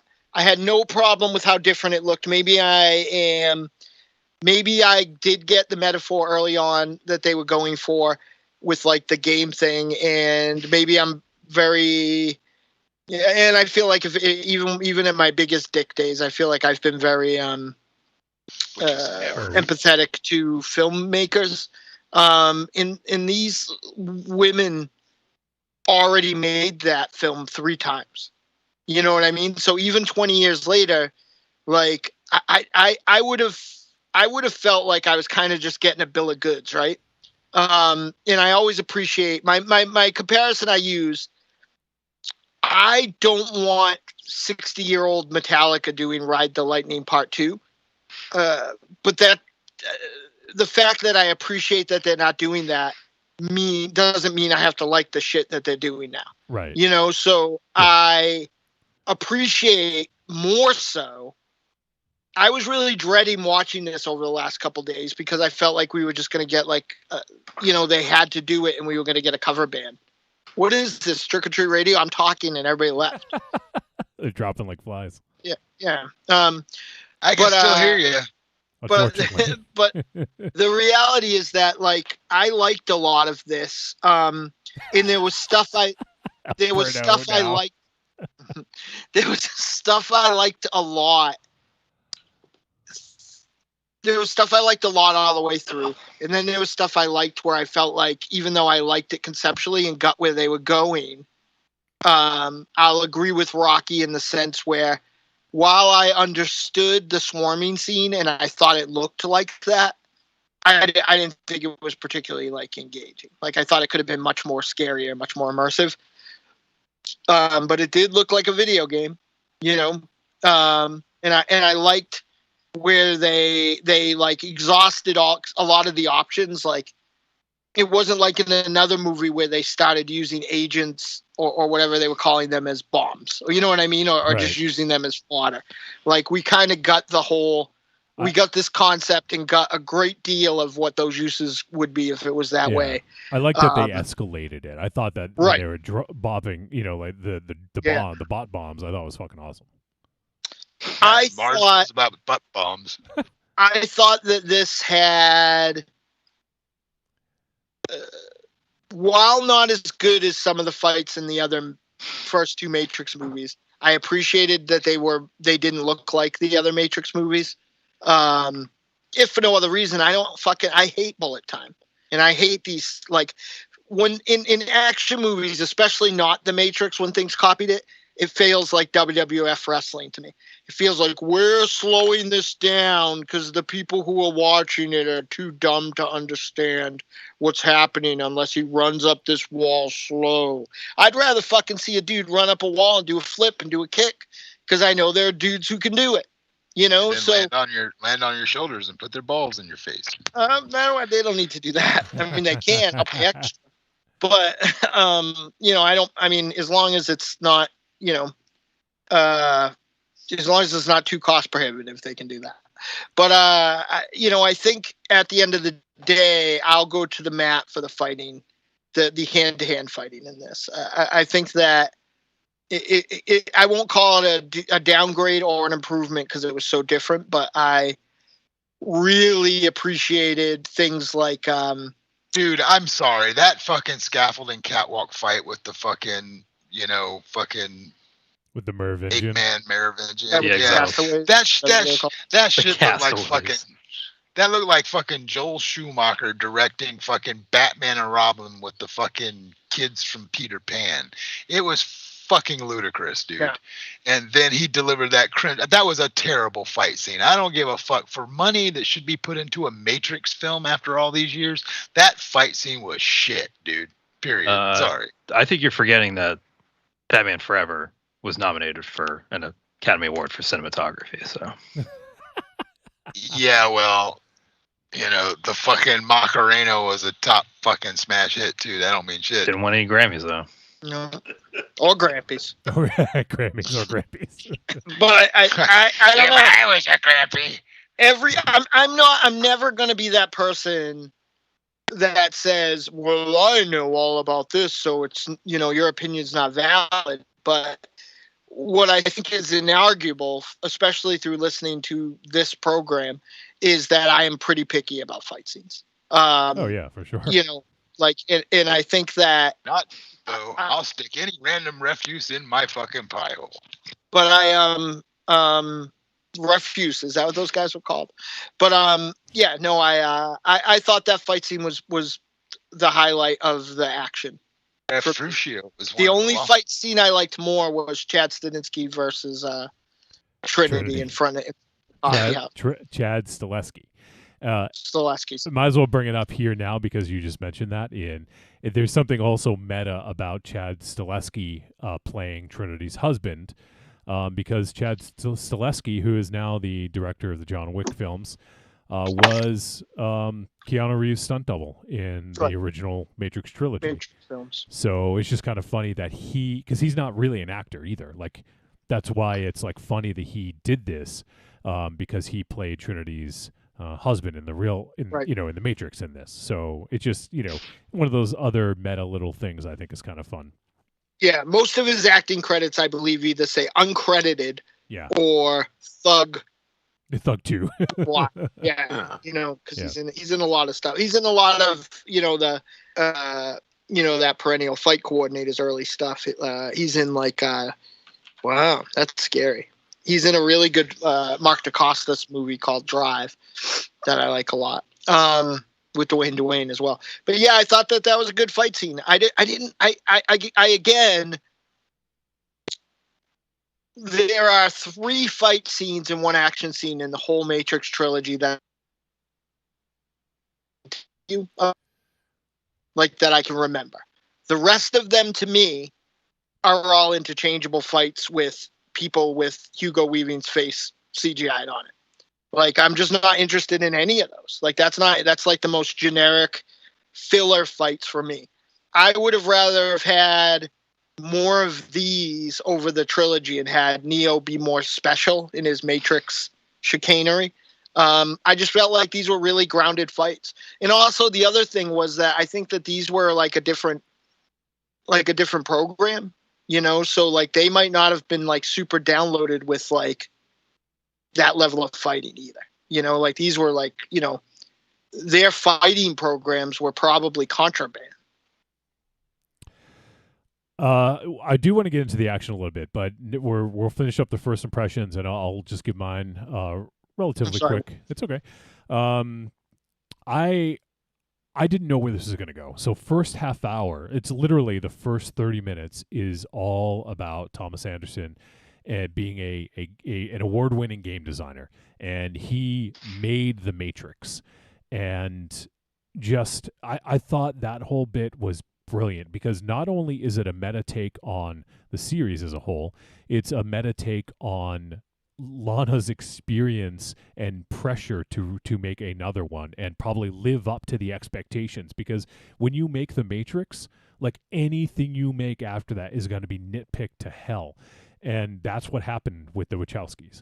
And only now can people go back and kind of take a look at some of their film with, I think with a different light, because everyone was waiting for the next Matrix, and that's not going to happen. And also, not only that, but when the original trilogy was made, Lana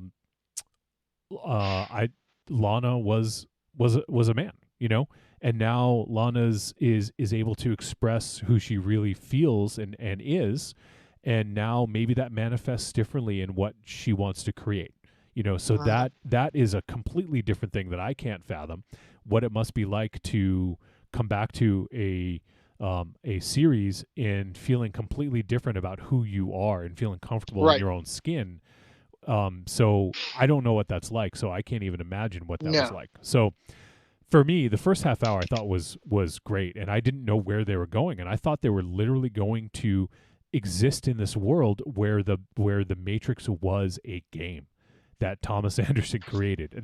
I literally thought there was going to be something along those lines, but then it transitioned, and then Thomas Anderson created this simulation, this modal, in which he had a software that he created of Morpheus, this Morpheus Smith amalgamation, and for Bugs and her crew to have found this modal, hacked into it, and taken out Morpheus, who was a program, I thought was like really kind of heady. The first time through, I didn't really get exactly what was happening, but I thought that was really kind of awesome, and it does explain a little bit as to why Lawrence Fishburne wasn't back, which according to Lawrence Fishburne, he never got asked to come back. So, maybe they just thought that an aged Morpheus wouldn't have worked in this role, or maybe they didn't like working with him. I mean, I don't know what the reason was. I don't think that original character would have worked in this one too. I agree. And I'm sure they wanted to keep as much of Matrix Online canon as possible. Yeah, true. Because they didn't really do much to kind of decanonize it. Right. And and then you come to find out that the movie takes place 60 years in the future, not 20 years, and you can distance yourself more from it. But yeah. He wasn't any less cringy. I feel like Morpheus was my least favorite part of the original, and I feel like this guy was douchey for the 2021. I would disagree with that. I actually enjoyed the way they took it, Morpheus. I mean, obviously, because I played MXO, so it was nice for that storyline to be kept. Yeah. But that was one of the things I did like when it came to the characters re-envisioned for this. Like, fucking the way they did Morpheus, I actually enjoyed that. Another thing that I enjoyed about this too was I liked the fact that after the years of quote unquote love you 39. Oh, fuck, man. What? What was that? Do you think you were muted? No, he knew he wasn't. He didn't care. Aries, don't call me here. Jesus. But I dug the Morpheus trap, man. I was into the Morpheus concept for the character. I thought that was really kind of cool and took me into it. Like I said, it was the other ones that were crap. Smith and Niobe just really fucking shut the bed. But fucking Morpheus I liked. And the premise of that. And I like the fact also that after years of being at war, they had kind of, some of the machines had actually come to view humans differently too. So it was like neat sort of seeing the machines working on the bridge, because Neo kind of had that problem. They brought him onto the ship for the first time. It was like, what the fuck? And so I did enjoy those aspects of it. Like I said, there were things peppered in this, even story-wise, that I enjoyed. Like you said, that first 30 minutes of setup, even though I was laughing, because remember when the first trailer came out and I told you I didn't want to see Old Man Neo and Old Lady Trinity in fucking Whole Foods? It wasn't Whole Foods, but they were in that fucking coffee shop every fucking 10 seconds. Simulate. Yeah, but there were parts of it that I really dug, much like you. The setup, the fucking concept of it being a video game, even when they flipped it and you found out why it was a game to keep him occupied, I liked everything about these parts of it. Like, there are parts I can pull from this movie that I really liked and are a great continuation of The Matrix. Some not so much. So, and just to kind of highlight that what I was talking about that is because I didn't know where it was going, and they had to do something different with this. They couldn't just rehash. I mean, I say rehash, but they do rehash a lot of elements. But it's that looking glass thing. It's the Matrix is cyclical. It's think of this as iOS 15. This is a new update. How different is it from iOS 14? Upgrade. Not that much different. There's a couple new things in it. Every few years they may upgrade the UI and the basic functionality, but that's the same of any program. Look at like Windows. I mean, Windows. What the fuck is Mars doing? Sorry. But look at he was digging in his mouth or some shit. It was freaking me out. Look at Windows 10 or something like that compared to Windows 95. Like they're not recognizable, And this is, we don't know how many Matrixes have occurred since the end of Revolutions. We do know there was that 6 before. Right, and so Neo was in the 6th because it was counted down from the anomaly. From the anomalies that kind of returned to the source and rebooted it. So each time they get more information and then remake the world. So, and in this one, we don't know if it's seemingly it's not the one that takes off after Neo sacrificed himself, because that one had the Oracle and the Architect still there, as it was being rebuilt. So we're a few versions later. We don't know how many, but that's the thing that I really liked about this, is that, and that's why it explains so much, because we don't know how many versions have elapsed since Revolutions ended. And so for me, and just to kind of finish up my initial viewing, is I thought they, and when I say they, Lana and the writers, had beautifully weaved a story together that hit on everything that was needed. They revisited these beloved characters. They found a way to make their relationship interesting again, instead of like the same old, where they're in control and they can do whatever they want. We had this conflict. We had a new character in the Analyst, played by Neil Patrick Harris, which I'm sure we'll talk about him.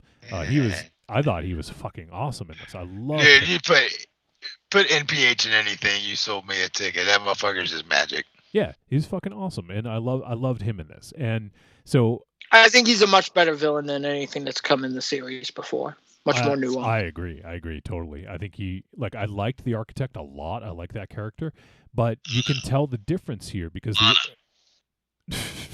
Jesus, the Architect was more robotic. Like, he was, go, like blah blah blah blah, like, very robotic with his delivery. But the thing that they learned is Domo arigato, motherfucker. the thing that the Analyst learned is it's all about controlling feelings. And so he is almost, in essence, I don't know if this is the case, but he's almost a combination of the Oracle and the Architect, in a sense. I'd agree. I don't know if because he said he was there when Neo died, so I don't know if he was the actual machine that was there. But the thing is, they're more of the machines are more of like a hive mind kind of thing. So that's why it's the sentience. Yeah, when he said I was there, I don't know if he means he was physically there. He was the machine that picked him up, or if he just oversaw it. But I really like that aspect of things, and I think that this is such a smart way to take it, and like nothing I would have envisioned. And this is better than a reboot. I would prefer this over a reboot any fucking day. And, I agree. And I think that, was it perfect? No. Is this my favorite Matrix movie? I don't know. Probably not. But, overall, I think this is a super smart film. And this is going to leave years worth of breaking it down. And that's exactly what the others did. And this had enough social commentary to make it really interesting and bring it to the present, where we are now, that I think this is hugely successful in what they were trying to do, and a great continuation of the series 20 years later, or 20 some odd years later. Right. If I could just jump on something that I think you were saying that's really important, Wolfie, it'll probably come around to it. And I don't know how long my beautiful little laptop is going to last here, because I've lost the inability to use certain controls already. I feel like Chewbacca is in the back, trying to make the Millennium Falcon run just a little bit longer. But I think that one thing that nobody's talked about in their opening things, except you touched upon it a little bit, is the allegories of these women's sexual identities, and how it's going to affect their filmmaking, and how it's going to affect gender identities. Yep. Thank you. And how it's going to affect their storytelling. Yep. I mean, for starters, if I've done something that a majority of society is going to frown upon and changed my whole entire being, no one's really you're gonna put if at the beginning of that sentence you just said. It's a matter of when you cut your ding dong off with that fucking Manscaped. No, it's fine. It'll be fine. But I holy fuck, this escalated. What the allegory of like, I think these guys didn't have as much of a story to tell as a crew of the nuts and bolts technology end of it. They did a great, and because of that, they got to go way more out in the weeds about game making and like programming, and it didn't feel as much like Play School's first. I'm way like, out in the weeds, man. yeah, I could tell. It didn't feel as much as Play School's first like William Gibson novel as much as the original Matrix did sometimes to me. Because they were able to like, they were telling a different kind of story. So in this, a lot of that tech stuff was like the not the driving plot force. It was like the cool stuff, like the advancements in technology in regards to moving like programs into other programs and morphing them, and how that makes it like a different thing and stuff like that. But importantly, think about what these, I don't know what they identify as, what their pronouns are, if you will. But think about what they lived through over the past 10 years of people saying, well, I don't mind trans people, and I don't mind, gay people, or I don't mind, Chinese people or whatever, but I'm not going to dislike somebody just because they don't. And that was like a war that was going on in the internet of people wanting to hold the line of, I'm going to accept people even if they don't agree with these other things. But if you're a trans person, if you're a gay person, if you're, a person of color, like, it doesn't matter like how that changes your agenda, that the company line is that, well, these machines are doing this thing that's not ethical. We're not going to rock the boat with them because we've started a rapport with them, and like, we want everything to be okay. We want everyone to get along. Yeah. People can think what they want to do. And honestly, I won't argue with any of the other like technology stuff I may not understand or whatever else. But for me, that's what this movie is about. This movie is about their story over the past 4 or 5 or 8 years of having to deal with going on the internet and being villainized by people who say, we approve of your lifestyle, but we don't approve of you trying to tell us that we don't have to like, throw out Uncle Jimmy just because he still uses, the M word and the F word and everything else, like, you're not like, we just want everybody to get along and you don't have to agree.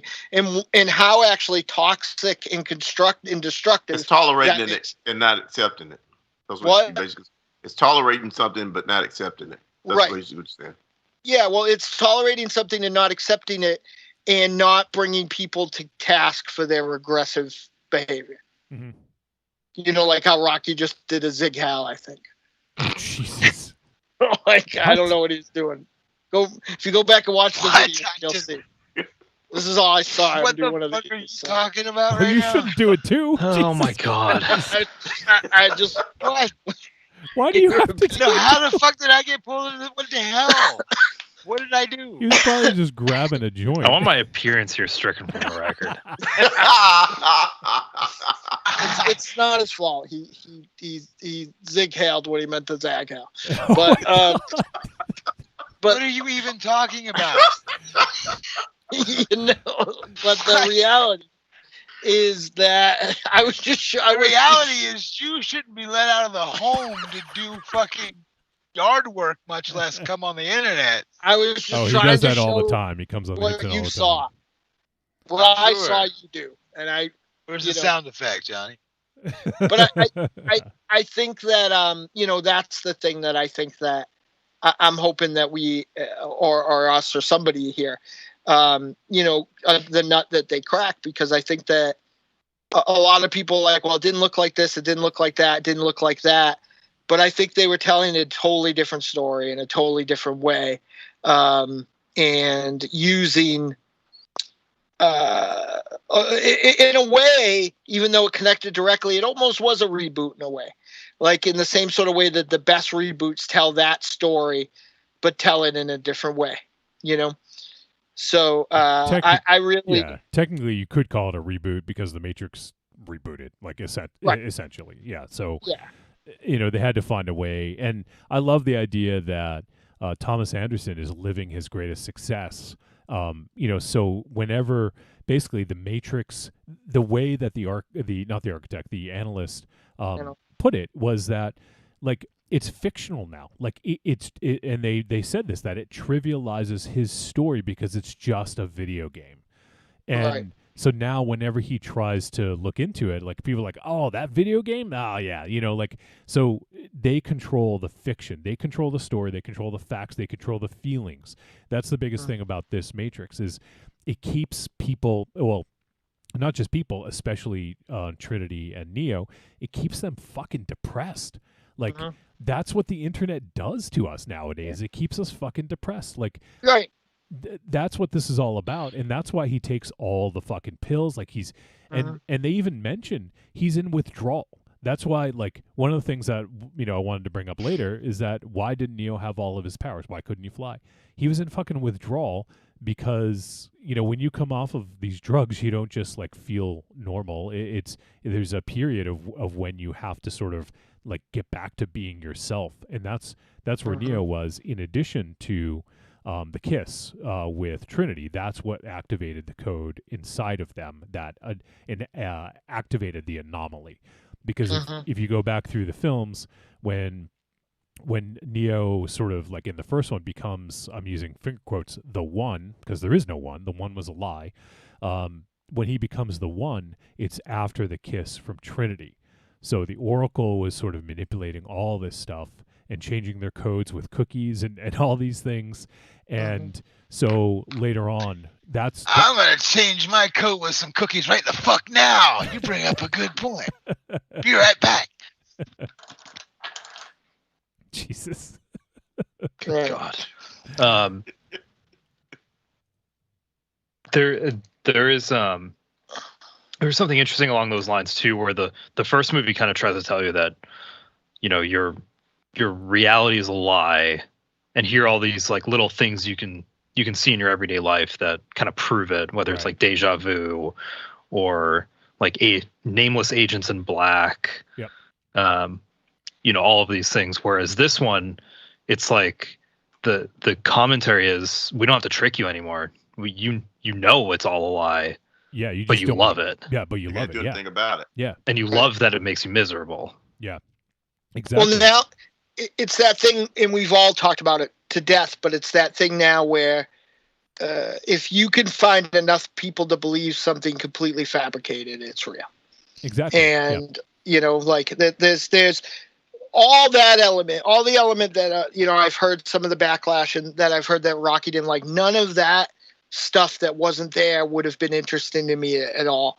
And whether this works as a Matrix film or even a film at all, like all the stuff Wolfie's talking about now and all the other, the more overtly political element of the internet now that, shows itself in this movie is much more, interesting to me. There's a line that Doogie Howser says that, now they're all in their pods happy as a pig in shit. Yeah. And it's 100% like life now because you can control your internet experience to morph the world to be, literally only get information that you want. Yeah. Like the truth doesn't even factor in. You're totally right. It's like just we live in our own bubbles or pods in this case, and I'm about to live in my own bubble or pod when I finish this here cookie. See you on the other side, motherfuckers. Jesus Christ. I think my laptop is getting high with Rocky. Like, it's just like glitching out, and I can't mute it properly, and it, like yeah. You are welcome, motherfucker. Well, I love this laptop though because I can't replace this Alkaline Trio sticker, so I want it to live forever. Don't shake your head at me. Daddy likes his music. Don't say Daddy that. likes his music. Papa likes his jams. Daddy likes to You watch can make his, the most generic. You make the most generic things sound nasty. Daddy likes to watch his programs. Yeah, Shut up, Daddy kid. likes his stories. Stories. So, yeah, I want to start to dive in a little bit deeper. Everyone's given their impression. I think we know where everyone stands now. And, I'm kind of curious about things that really stood out, things that didn't work. callbacks, things like that. I viewed it differently upon second watch, especially that opening scene, because at first I was like, what is going on here? We're seeing like almost shot for shot the opening of the origin of the first film. And granted, it was more colorful, even though it was a dark, they're shooting in darkness. It was still a little bit more colorful. And the other thing was that some of the shots were different. Where they differed was different perspectives. So when they first come in on the cops in the hallway, it's showing them from a reflection of the puddle. And so that kind of sets a tone for the looking glass or the reflection, and also how they travel between the real world and the Matrix. So I thought that was an interesting way to I've do always wanted to be a puddle. You kind of are. And also want to call out, let me see, I have her name somewhere here. I wrote it down. The actress who played Trinity in the opening scene, I thought she did a phenomenal job, is Ellen Holman, who played Trinity in that opening scene, because it was the modal. It was in essence a simulation. So I thought that it also made sense that because Morpheus didn't look the same, that Trinity didn't even look the same, even though she was in the film. Carrie-Anne Moss played Trinity in the film. In the simulation, everyone kind of looked a little bit different, right? So I think that really played into things. That brings up one other thing I wanted to bring up is, so in this, Agent Smith, played by Hugo Weaving in the first three films, was such a huge integral part of this. And in this one, apparently they did ask him to come back to reprise his the character of Agent Smith, but he wasn't available because of scheduling conflicts. So that sucks. I love Hugo Weaving, and I would have loved to see him play this, because I will admit, somebody said this, I don't remember who, I wasn't crazy about Jonathan Groff as Smith. I liked how the character changed a little bit, and I liked that he was sort of this more sort of like self-aware version of himself, but I also he wasn't memorable to me. Hugo Weaving was fucking memorable as fuck. He was amazing in that role. And I feel that Jonathan Groff in this was fine. He played the part. He was fine. I just don't think he was especially memorable. And his delivery seemed off. Like I would have preferred maybe a little bit more of a Hugo Weaving kind of delivery. I feel like he was trying to channel that at times, but I don't know. Like I'm not sure. Obviously, they couldn't get Hugo Weaving, so I get that part. But I wonder why they changed him so much. Well, do you think that Hugo Weaving would have worked as Neil's boss? No, I think that would have kind of ruined the film. It would have ruined it right away. They Yeah. probably I don't would give have a used fuck. both. Oh, go ahead, Alberto. This Alberto's gonna say I something. feel like they smart. probably would have used. I think they probably would have used both. I think they probably would have had Jonathan Groff at the beginning and maybe hit it that he was Smith a little bit more. Okay. And then maybe switched over, because to me the point of having like such a younger, this like traditionally good-looking actor was just to show the dichotomy between, the people that make these things, like that make the games and make the movies, are like these weirdos, and then the execs and the money people are all these like, they're like the cool kids in school, they're the jocks, and so I think it was just trying to show dichotomy, especially since Neo's how everyone else saw him was like this bald balding guy, old man. Yeah, I think that's a good point, and you're probably right. They might have used Jonathan Groff anyways for that opening scene, because if that was Hugo Weaving, this wouldn't have worked as well. That first half hour wouldn't have worked as well. So, what were you gonna say, Rock? Were you gonna add something? I forgot by now. Oh. No, that character pissed me off worse than Jada Pinkett's face makeup, man. That guy, fuck that guy. Seriously, that they shat all over the character of Smith in so many different ways, even through his performance. Fuck that guy. Nah. This him and the fucking Batman Forever fucking fight sequence can all like a bag of cinematic dicks. Jeez. Guys, I think Rocky doesn't like him. Yeah, I don't think so either. While we're talking about, These are the But parts I Batman like. Forever, he's fight scene he's talking about. I think There he's was no talking about- daytime in Batman Forever, I don't think. I don't know. Speaking of, Yeah, I don't know. performances, Can't even open his eyes anymore. What I am saying to you is the fight choreography in that fucking with the Merovingian, the scaffolding, the scaffold, fucking yeah, when yeah. Smith and Neo fight. was shit. That was a shit fight sequence, and this dude's fucking really bad Smith impression fucking was even worse. Just don't have Smith show up at all if Weaving can't Well, you have do to it. understand, like Smith Oh, isn't a They person; have to have it's Smith. concept. Yeah, he's a He's a, program. he's a, it's Not it's like- necessarily. He was a program that was defeated by Neo. He could stay fucking dead. They didn't have to put him in there. I'd rather them not put him in there than fucking do what the fuck they did but to. like you have to Oh. realize that the shorthand, like now in writing for like a continuous evolving medium, a character like that becomes like a shorthand. So he would have been I'll the give you Smith, some whether or not shorthand. he was the Smith. Do you know what I mean? He like- was the Smith.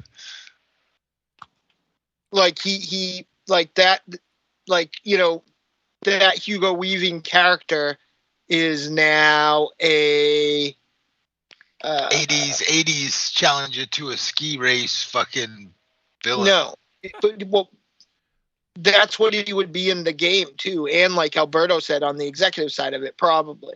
Yeah. So I think, I mean, you're not going to have a 60-year-old Hugo Weaving running a hip happening leg of a Warner Brothers video game company. Why the fuck not? They had a fucking 50-something year old chick in bacon makeup.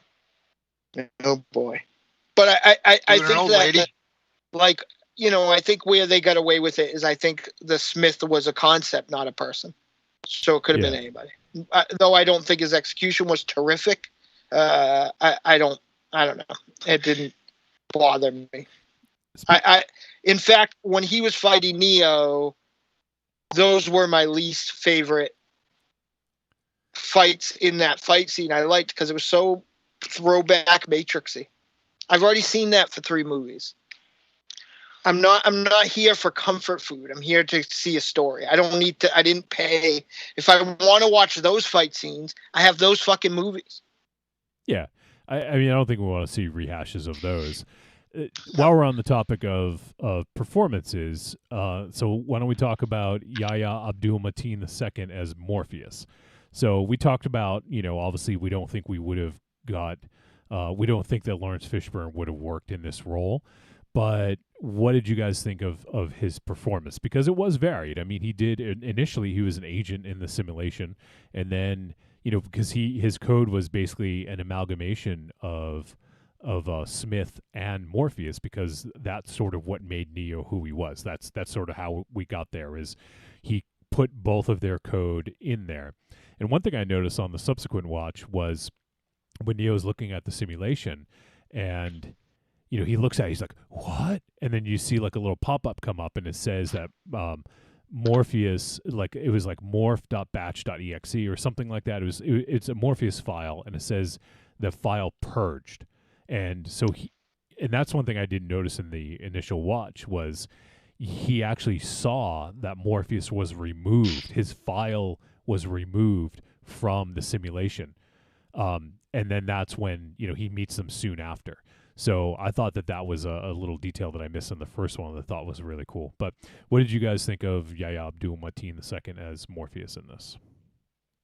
Not to put any words in people's mouths, but a lot of my friends who are black, like they never have a bad thing to say about Morpheus. They always point like that's always pointed as like a character that you know does representation really well, Mhm. and they always point as like that's one of the coolest characters in the movie, and especially in the first one. He's such an awesome character, and I couldn't see anyone besides Lawrence Fishburne playing that character. Right. But I feel like in this one he plays like a different kind of cool, where he's kind of like a more modern take on it, and I really enjoyed it. I thought he was great, and you know, obviously going into the movie, we didn't know what was going on. I figured he was going to be like a program, because how else are you going to kind of bring back Morpheus Right. in a younger state? But I thought it was hilarious where he's essentially like the first half of the movie cosplaying as Morpheus because he knows he's supposed to be Morpheus, Right. and he's trying to be Morpheus, which I thought was great.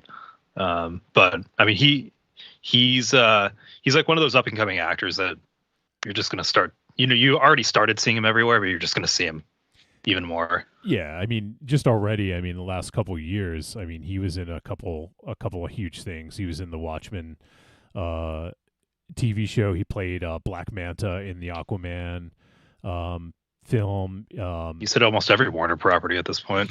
True. He was in the new Candyman, a Black Mirror episode. So he's been in a few other things. So yeah, he's definitely kind of up and coming, and he will be showing up in probably a lot of things. I really liked him in this film. I thought it was real interesting how they had it. The program set up in the real world. In the what exactly technology did they call that? The modal. The modal. Yeah. It's basically how the source was in the third film and everything. But I thought that was real neat how the program was able to interact with them on the ship and everything, and then now. Yeah, that was cool. They had what do they call them? Synthients. Yes. Yeah, that's something I think we'll touch upon as well. But yeah, I think I did like. I like the way you put it, Alberto, and that's one way of thinking about it. Is he didn't really know how to play. I mean, he was Agent Smith in essence, and then he didn't he had parts of Morpheus inside him, but he didn't know how to become Morpheus, and that's until Bugs had entered into the modal, and they sort of when they went to the Keymasters, into the shop and then into Neo's apartment room, which I thought was awesome, and that's when they kind of knew, and that was sort of when he became who he was supposed to become, So when he understands that he's Morpheus, now his job is to find Neo. That's his directive is finding Neo. And, I thought that was a really cool way of doing it. And I did think I liked how he was, as you said, kind of cosplaying Morpheus because he didn't know how to be Morpheus really. And he kind of eased into the role and became more comfortable with it, which makes sense given what he was and how he was used. I thought that was really smart. And I do think that, Yahya Abdul-Mateen, he definitely oozes this sort of cool factor to him. There's something really cool about him. And I think he's a great actor. And I think that this was just kind of a good springboard for him because he's going to do a lot more after this. But I really dug his role as Morpheus, and it makes a lot of sense the second time around when you understand what was going on in that opening scene. It's kind of hard to digest it all the first watch, but after the second watch, it made a lot more sense to me, and I really dug it. Mars or Rocky, you guys have any thoughts on Yahya? Get to Yahya here. Mars, Honestly, this Mars was jacked out, so. Oh, on camera? Oh no, jacked out. Okay, gotcha. did he say he was? He sent put it a in the text on the group chat. Oh, okay. He said he'll be back in a few minutes, maybe. All right, we'll see. He's probably gonna take a nap and fall asleep and miss the rest. Under the Under the covers. covies. Yeah, the covies, No, honestly, dude, the whole concept of what Morpheus was in this and the way it was done and executed and the actor as well. And like I said, it took me a few minutes of getting through it. Why do I know this guy? I mean, other than the fact that he really does kind of look like Lawrence Fishburne at some angles, I was like, why do I know this guy? And then it didn't dawn on me until halfway through the movie. I was like, oh, Black Manta. It fucking hit me halfway through this movie going, fuck, now I got to go watch Aquaman again. But, because Black Manta is just he's one of my favorite villain concepts of all time. Anyway, the Morpheus concept, I love the way, like you said, they used him through the assembled particulate structures that they make outside in the real world. I like the fact that his character in the real world lies in a really cool way at end, what his mission was really cool.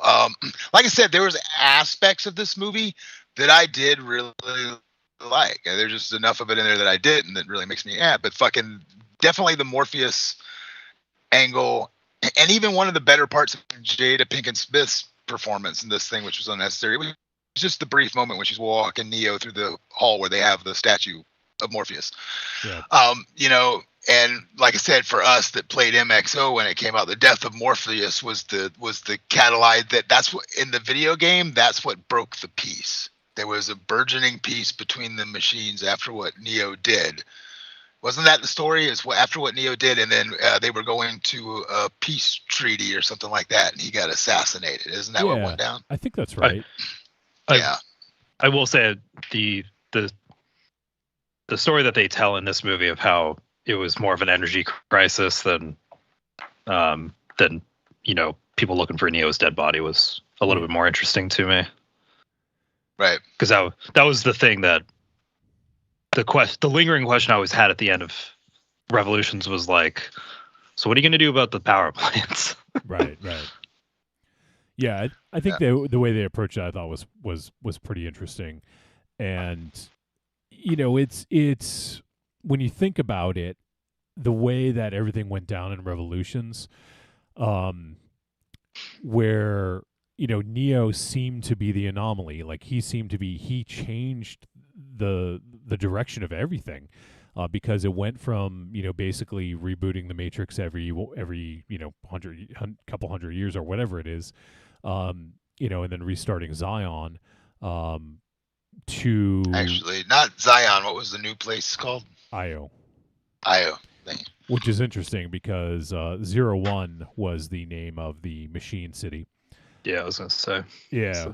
The reverse. Yeah, the reverse. And also, I think Io has some, let me just look it up. I think it has some Greek mythology references as well. Yeah, Io was, in Greek mythology, one of the mortal lovers of Zeus. There's some other, I thought there was something else to it as well that made sense for it to be called the name of the new city. I don't have it right in front of me. I remember looking this up. But speaking of Greek references, one other I want to bring up that that was in this was the name of the ship, Bugs' ship, was the Mnemosyne, and the Mnemosyne is the goddess of memory. I think once again, it's Greek myth. Yeah. And that stems from the same source as the word mnemonic, which we know as being like remembrance or memory. So, you know, have these mnemonic methods of remembering things.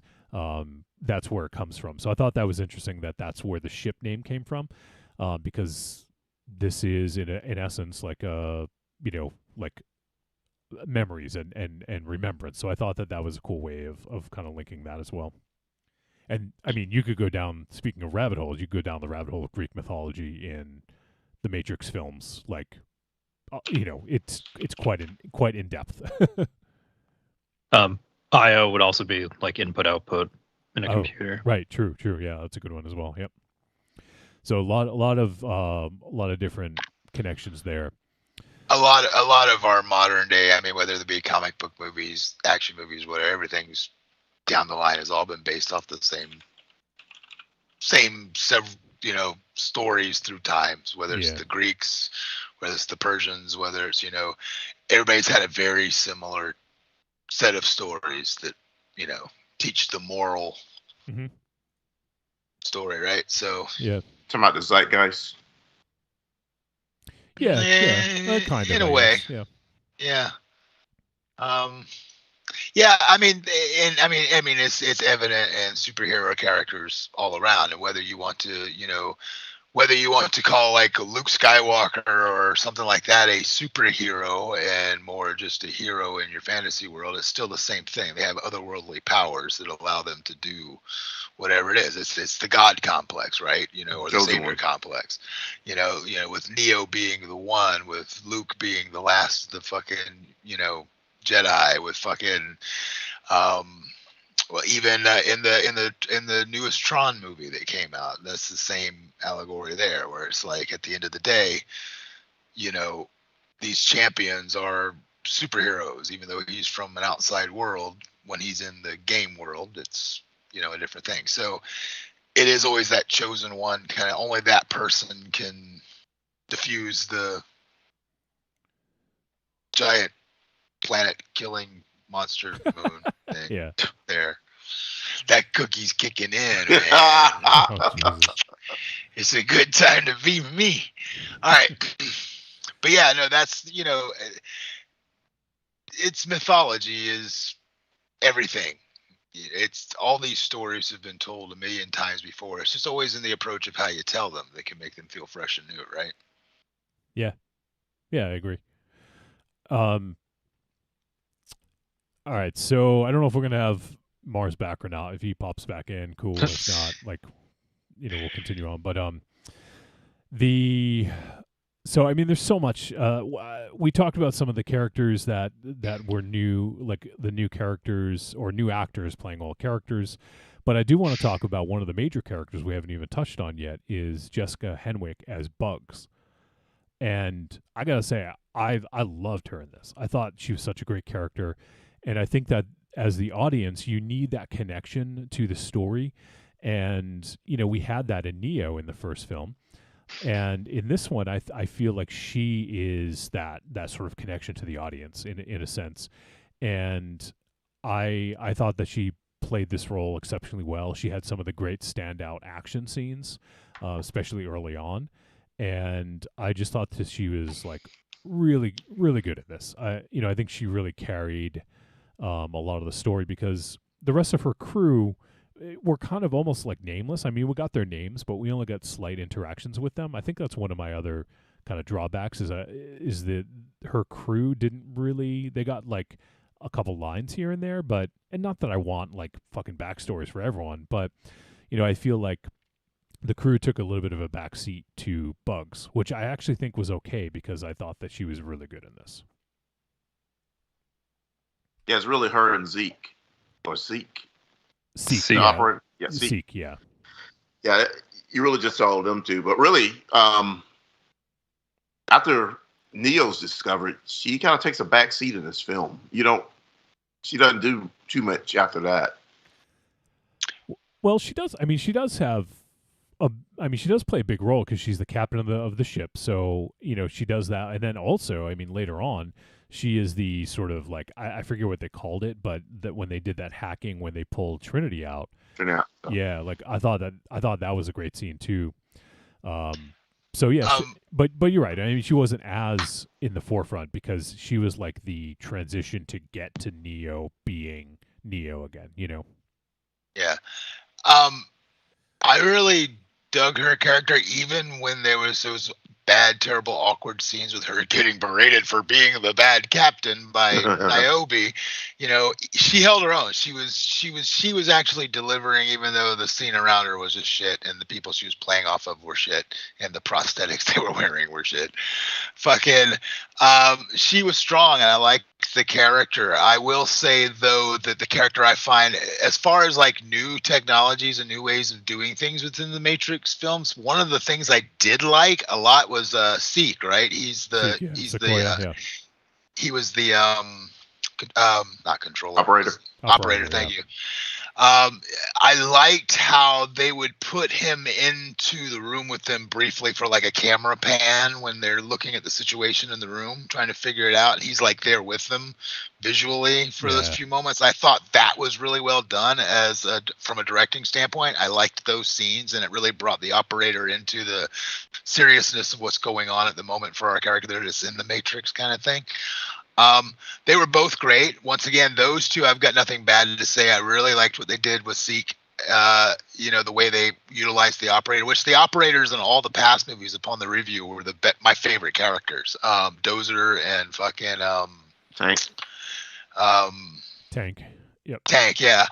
And they just fucking, you know, I like the way they did it, and those characters were great. Like I said, it's just areas this movie fell apart for me that I can't reconcile. But there were really great performances by some people, really shitty performances by people, and there were some really great parts of the story in this, and then some stuff I just couldn't give a fuck.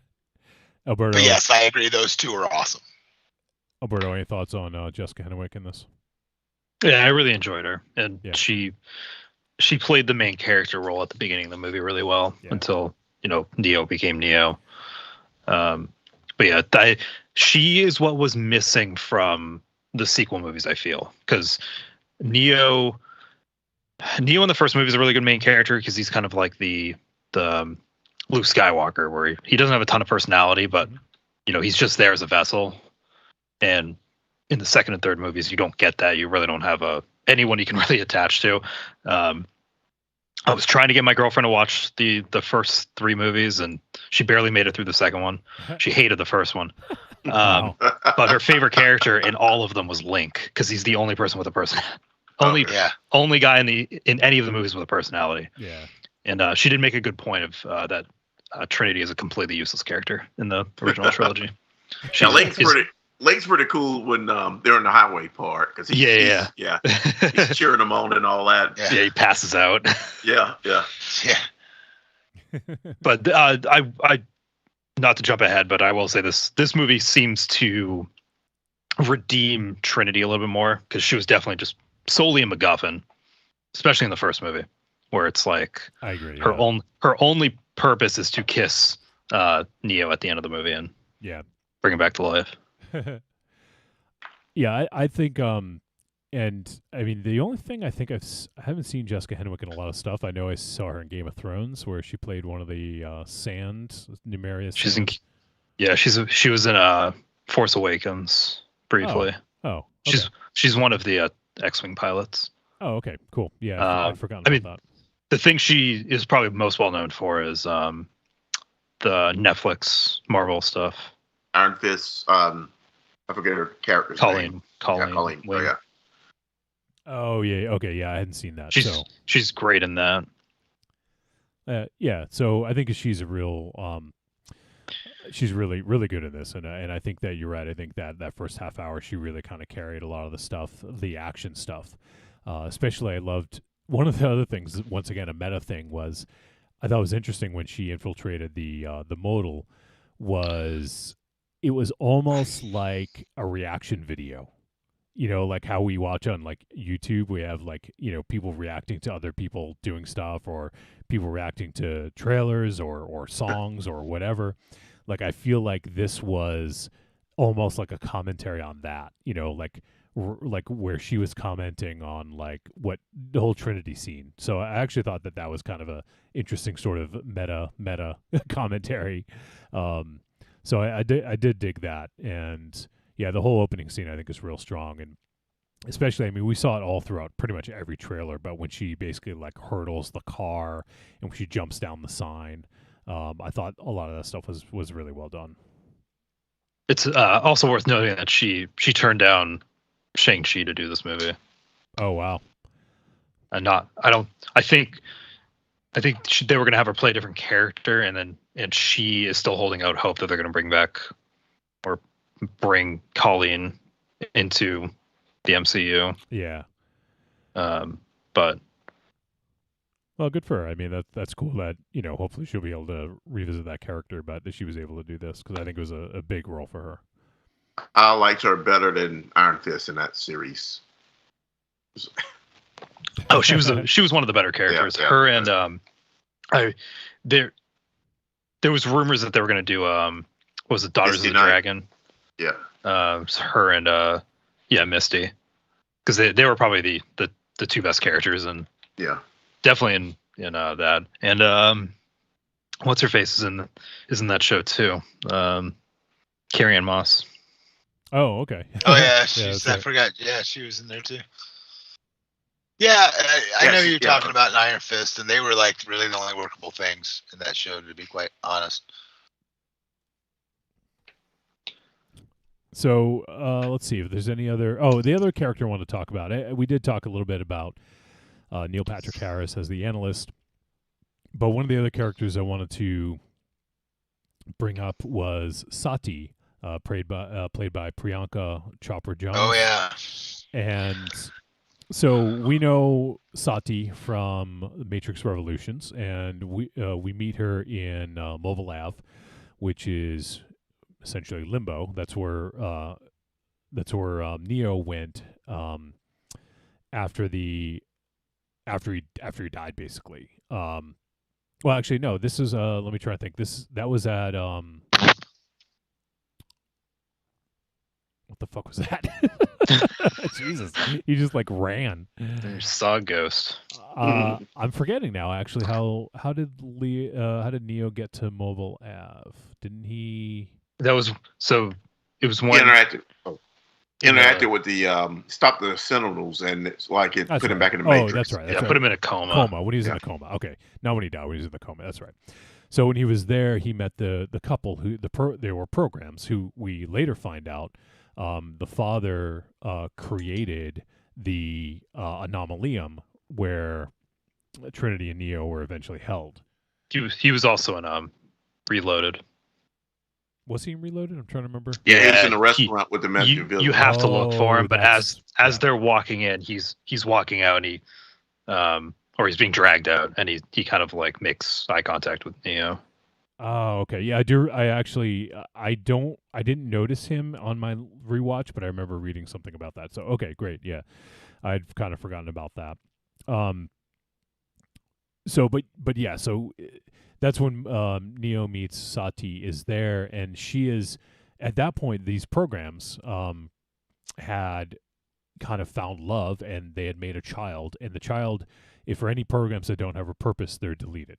So instead of her being deleted, they wanted to bring her into the Matrix, and they had to do that through the Merovingian and the Train Man, and bring Sati into the Matrix. And then that's when she hooked up with the Oracle, and the Oracle sort of taught her some things. And you can tell when they're making cookies, I think that that was almost like her teaching her how to, like, you know, re-envision things or recode things or reprogram things.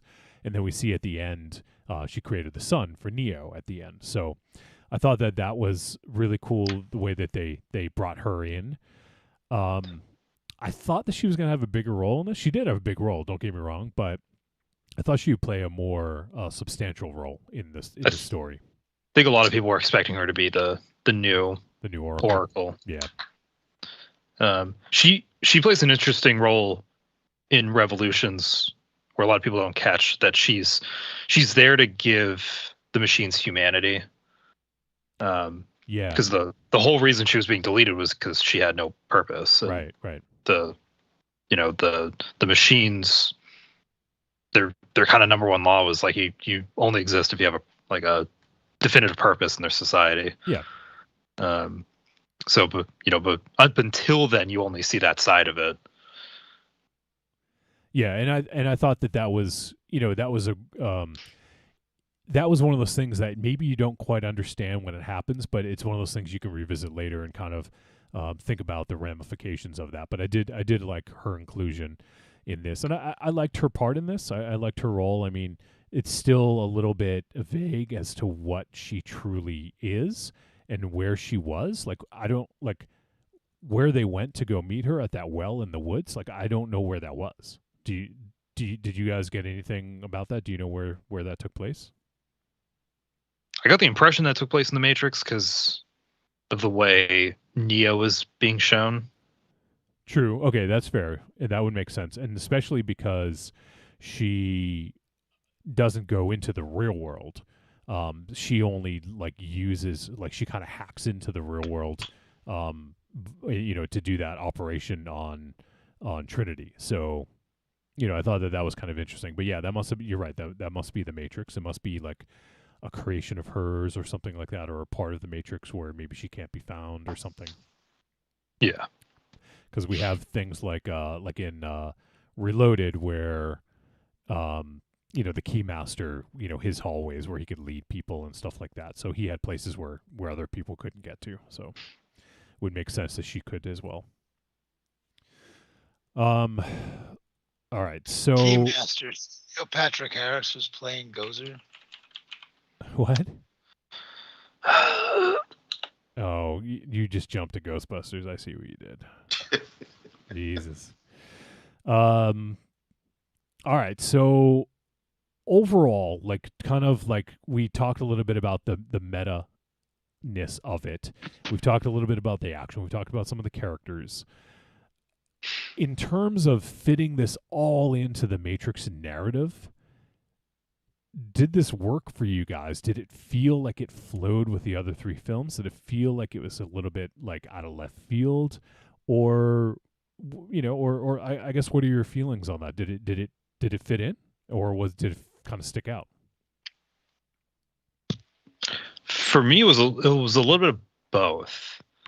Like it didn't not feel like a movie in the universe. But it very much stood on its own, and it feels like this is kind of a launching pad for more later on. Yeah. But I've heard a lot of complaints that it just kind of felt too left field, and I get it, but for me, like I preferred this over just like, okay, let's just make an action movie with a bunch of slow-mo and people wearing sunglasses. Like this seemed to kind of have a purpose, even if its purpose was, I hate the fact that I had to make this movie. But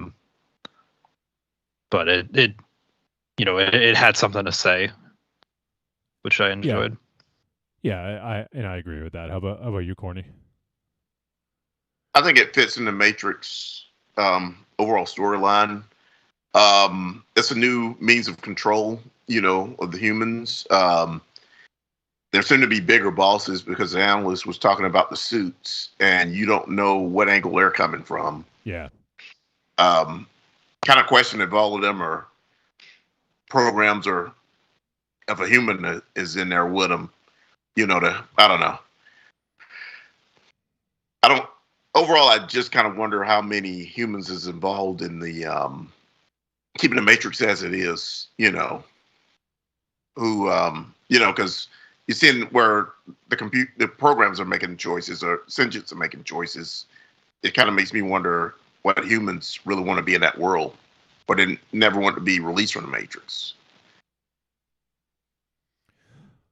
Yeah, I think one of the great things about this one is it mirrors, our technology now. And, it's funny, the Merovingian talks about, like, what do you say, face Zuck book or something, like whatever. Face Zuck fuck book. Yeah, that's it. Like that. Yeah. Like his comment about it, like, I mean, that's the thing, is we're being manipulated every day, looking at our devices, and I thought that was an interesting look at this, and how the Matrix in this thrives off of doubt and misery. And that's, and that's almost what the internet feeds us on a fucking daily basis. Because and I know this is a problem with, like, especially teenage girls, when they look at Instagram, they see all these dolled up people using filters. Like, they feel like they look at themselves in the mirror and they're like, I am fucking ugly. Like, I don't look like these people. And I can totally see how that would get someone down. Like, you feel good about something, and then you go online and then you look and you feel like shit all over again, Yeah. Well, I hate to be the one to tell you on the internet, but you're fucking ugly, dude. Put that squid hat back on to be quiet. You're so nice. I'm trying to pick up slack here, man. Speaking of Slack, my device is about to die. If I lose you guys, I'm going to transfer you to my other one. So there may be just wanted to let you know it's might be a slight hiccup, but keep going. That was kind of the only thing that I thought was a little bit too cheeky for me, was the Merovingian breaking the fourth wall. Yeah, it was. When he talks about the spinoff or something like that, like, I love that, and that's honestly, that's my biggest disappointment with this movie. I think is I love that character so much, and I feel like he was just wasted in this. Like, it was almost like let's just put him in to just put him in. Like, because like have him go crazy, but have him go crazy and fucking be useful at some point in the movie, Yeah. Like like the crazy nuclear bomb dude from The Stand. You know, he's a fucking psycho. You know, life has fucked him up, but at some point that psycho is going to be useful for something. You really don't know what between him and Smith what they're going to do in the next film, because I don't know. Yeah. You know what? I'm gonna, just so you guys know, this is just for the live people or the people listening. It's not gonna really matter, but I'm gonna transfer you guys to my other device, so you guys might just lose the call real quick, but we'll keep things going here. He's going to jack us out.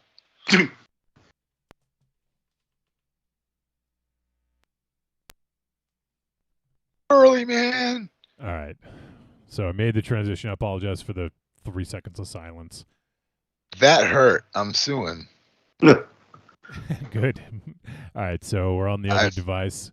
I've been traumatically traumatized. You have been? I've known you for going on fucking 15, 20 years now. Jesus. and much like I tell my wife, you motherfuckers are still around, so it says more about you than me.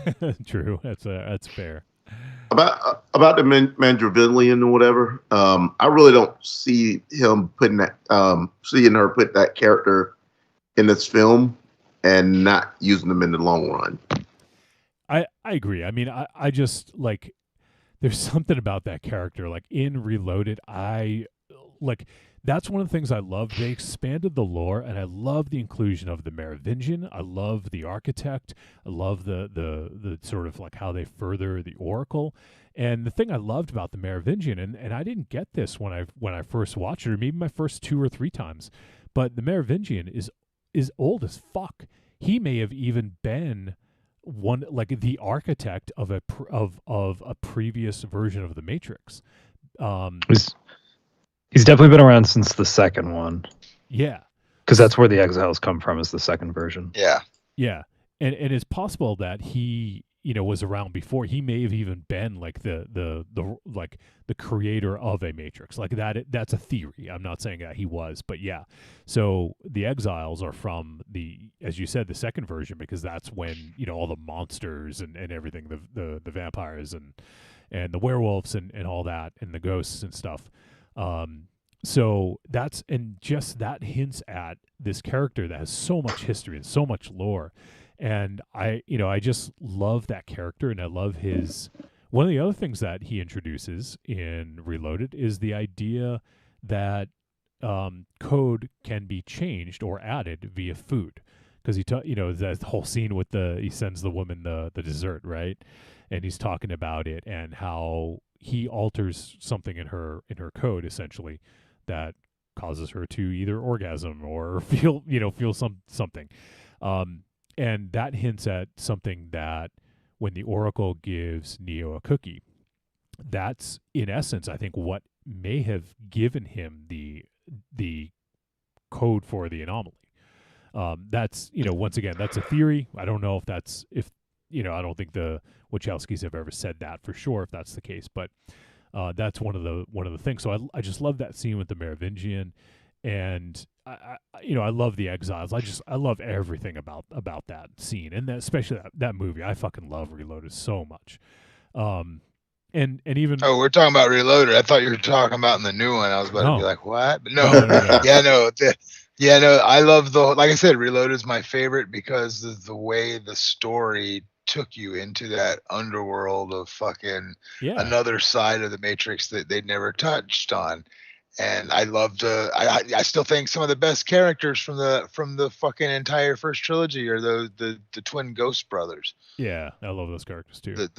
The twins in white, man. That whole sequence of events, one of my favorite shots in that highway scene is I love when he gets fucking knocked out of the car, appears in the road, and just the way he nonchalantly just phases into the car as his brother drives by. And when that fucking shit happened, when I first saw that movie, I was like, holy fuck, that was awesome.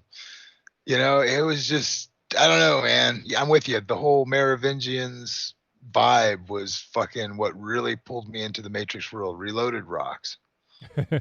And what was so in Matrix Online? What were the 3 factions? Was it like red pill, blue pill, or was it? or did they call them the Exiles, or were they just the neutral? Yeah, they were exiles. Okay. They Yeah, were- they were exiles. they had a name. I think they were like the Merovingians or something like that. Yeah, that may have actually just been their name. I forget what the factions were, but But they were the middle of the road. Yeah, they were. Yeah. I'll look up the factions in MXO. But yeah, but that was one of the other cool things about him was like his inclusion in that game, and you know, it's such a great character. So I'm glad he was included in this, but I was just kind of let down by his appearance. It was so brief, and it was almost like he was just like almost like an afterthought for that scene. You know, like I understand Yeah. like because it seems weird that Smith would get in touch with the Merovingian. I mean, I guess maybe he needed someone who was tougher than just normal bots or something like that. But you know, and also Smith, I guess technically wouldn't have been able to get the bots, so maybe that's why he needed someone to fight for him. So he contacted the Merovingian to get the exiles. But yeah, that was one of the things that I really dug, but also was disappointed by. So I do hope. I don't know. I mean, I could see Warner Brothers wanting to put an HBO Max series together. Like, I think this would be fun to explore in HBO Max in a series. I don't know if that's... Yeah. Go ahead, Alberto. I wouldn't mind a series as more of like a traditional kind of like action show or something, just set in the universe. Yeah. And it I would, think it would work better there than it would in a movie. yeah, and we probably wouldn't have, like, I'm sure Keanu Reeves and Carrie-Anne Moss probably wouldn't be in it unless it was like a one-off appearance here or there. So they'd have to do something different with it. But yeah, I like his inclusion, and he does hint at the spin-off, which, I mean, also is kind of just, he was almost like, I feel like he was like the voice of Lana, like, like what she was thinking when she was asked to come back and do the Matrix, like, fuck this, fuck that, like, so I feel like there was like a little bit of that potentially in there. But yeah, I loved his appearance, but it was disappointed by how brief it was and how, I mean, I don't hate the idea of him being disheveled and really kind of not himself, and how his like longing for the days of old when he fucking basically ruled the Matrix in a sense. So a part of me wanted to see the Frenchman, like in the really nice outfit and talking fast and speaking in French and everything. But, so I would have preferred that version of him. But I guess in a sense, it the way they did it makes sense in what they were trying to do. But I just was disappointed by that. Yep. So, And yeah. again, it takes place in the middle of that great fucking fight scene. I didn't hate that fight scene as much as you. It wasn't. Well, great. I enjoyed it. It was fun. Like, it wasn't Fuck much. you all. It wasn't much to it. There's nothing super memorable about it. But one thing we got in it was Tiger Chen. Tiger Chen was one of the characters in that, and Tiger Chen's a pretty well known actor in he was also in Man of Tai Chi, which was Keanu Reeves' movie that he directed. I don't know if you guys have seen Man of Tai Chi, but I think it's worth a watch. But Keanu directed that in 2013, and it features some pretty good fight scenes, but it has Tiger Hugh Chen in that, and that's why I imagine that he had Tiger Chen in this, because they had kind of become friends. But that was pre-John Wick that he did that movie when before the beard and long hair. But I think it's worth checking out if folks are interested. Man of Tai Chi, and it may be on. I don't know. It's probably on like streaming somewhere on at least VOD. But Is that a sequel to Man from La Mancha? no, it also features Iko Uwais from the Raid films. So. Definitely worth a watch. And just for the record, since we were talking about it, the organizations were Zion/Nirvana, Machines, and Merovingian. So Zion, Gotcha. Machines, and Merovingian were the names of. and then you had the sub factions like the Yeah. what was it, E Pluribus Neo and the Cypherites. Yep. Something like that. Yeah. Remember Yeah. the Cypherites? It was cool. I mean, You there was a lot put kinda- into that. you kind of got one of them with what's that character? One of the The synth. no, Oh, not the synth. The- Okay, yeah. one of the crewmates on the Nemesis. I can't remember his name. Oh, yeah. The one who was the follower. Not That's Shepard, was it? The follower No. of Neo. Yeah, his name Yeah. was Berg. Okay, I knew it was Okay, something with a okay. B. I can remember. Yeah. Yeah, he so the EPN E Pluribus Neo, yeah, they were devotees of to Neo's legacy. So yeah, it does actually. That's a good call. I didn't even realize that when I was watching the movie, but it kind of calls to that sub organization for the Matrix Online, yeah. And then yeah, so I guess that kind of feeds in a little bit. We were talking about different characters. We have the machine human sort of like the ones that came over to help the humans. What do they call them? Synthients. That's it. Synthients. Yeah. Which I thought that was a great addition. Like we had Sabebe, I think was one of them. I can't remember the other characters' names, but I thought that they were all really like good additions, and I love that scene when Sabebe meets Neo, and it kind of like it almost like goes up and like hugs him because their creation is because of Neo, basically. Kind of boops him. Yeah, it does. Yeah, booped his nose. So I thought that was a great. I like how they expanded that idea of the real world, and I liked Io, and I like that. You know, Neo asked. There's the line I think he says he asked for peace, but they got purged. You know, because of what happened, and you know, war between the machines. I thought was interesting. That was something I didn't necessarily see coming.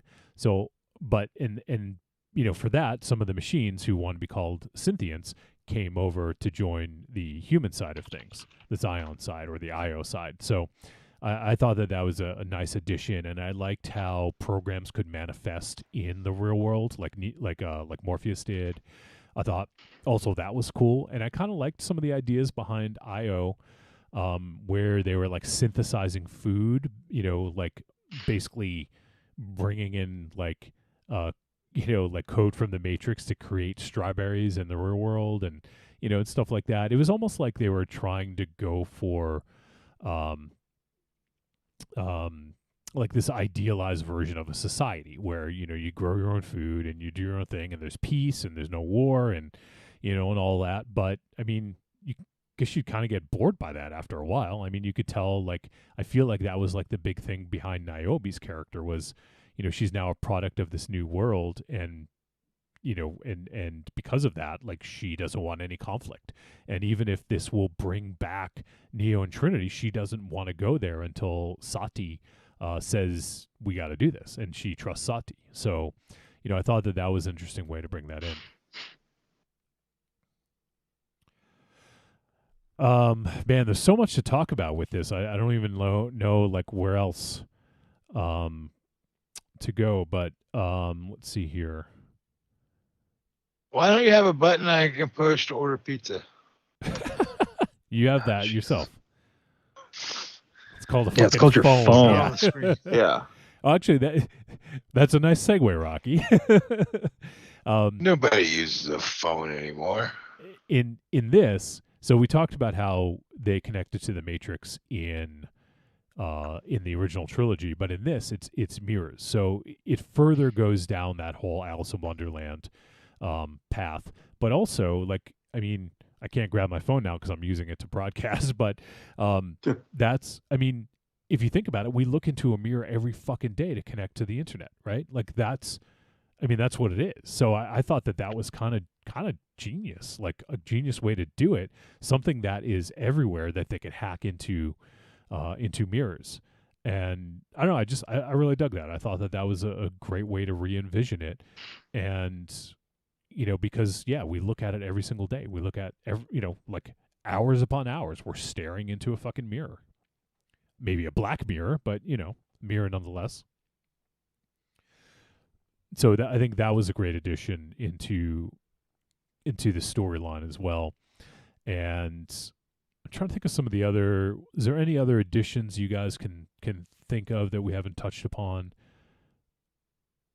I have a question. Does Yeah. Seek have to be around to point the mirror out, or am I just? I don't think so. I think it almost seemed like because he wasn't jacked into the Matrix, like he wasn't plugged in. It was almost like a hologram of him or something like that. I don't know. Yeah, it's like in Jesus Christ. At one point with the scene where Morpheus is trying to get Neo to take the red pill originally, Yeah. Bugs is doing the same thing where all three of them are there. So I think it's just a way of them like mentally projecting the operator Yeah. into the world Okay. where only the people that are on the ship can see them. Yeah. And it is a little bit more elegant than the constant cutting back and forth to the dude in the chair typing on the computer. I liked it made it a little bit more dynamic, I think. Yeah. And I wonder if he like I assume he hacked the code from his computer. I guess that's probably how he did it, but he had a sort of a hologram of himself.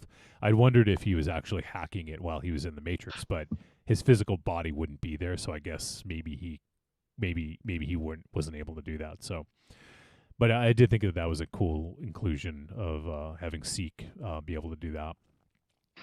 And I like the mirror thing because I was wondering going into the movie, I'm like, okay, the phone thing isn't gonna work anymore, so they're gonna have to find another solution, and the mirror thing's pretty elegant. Yeah.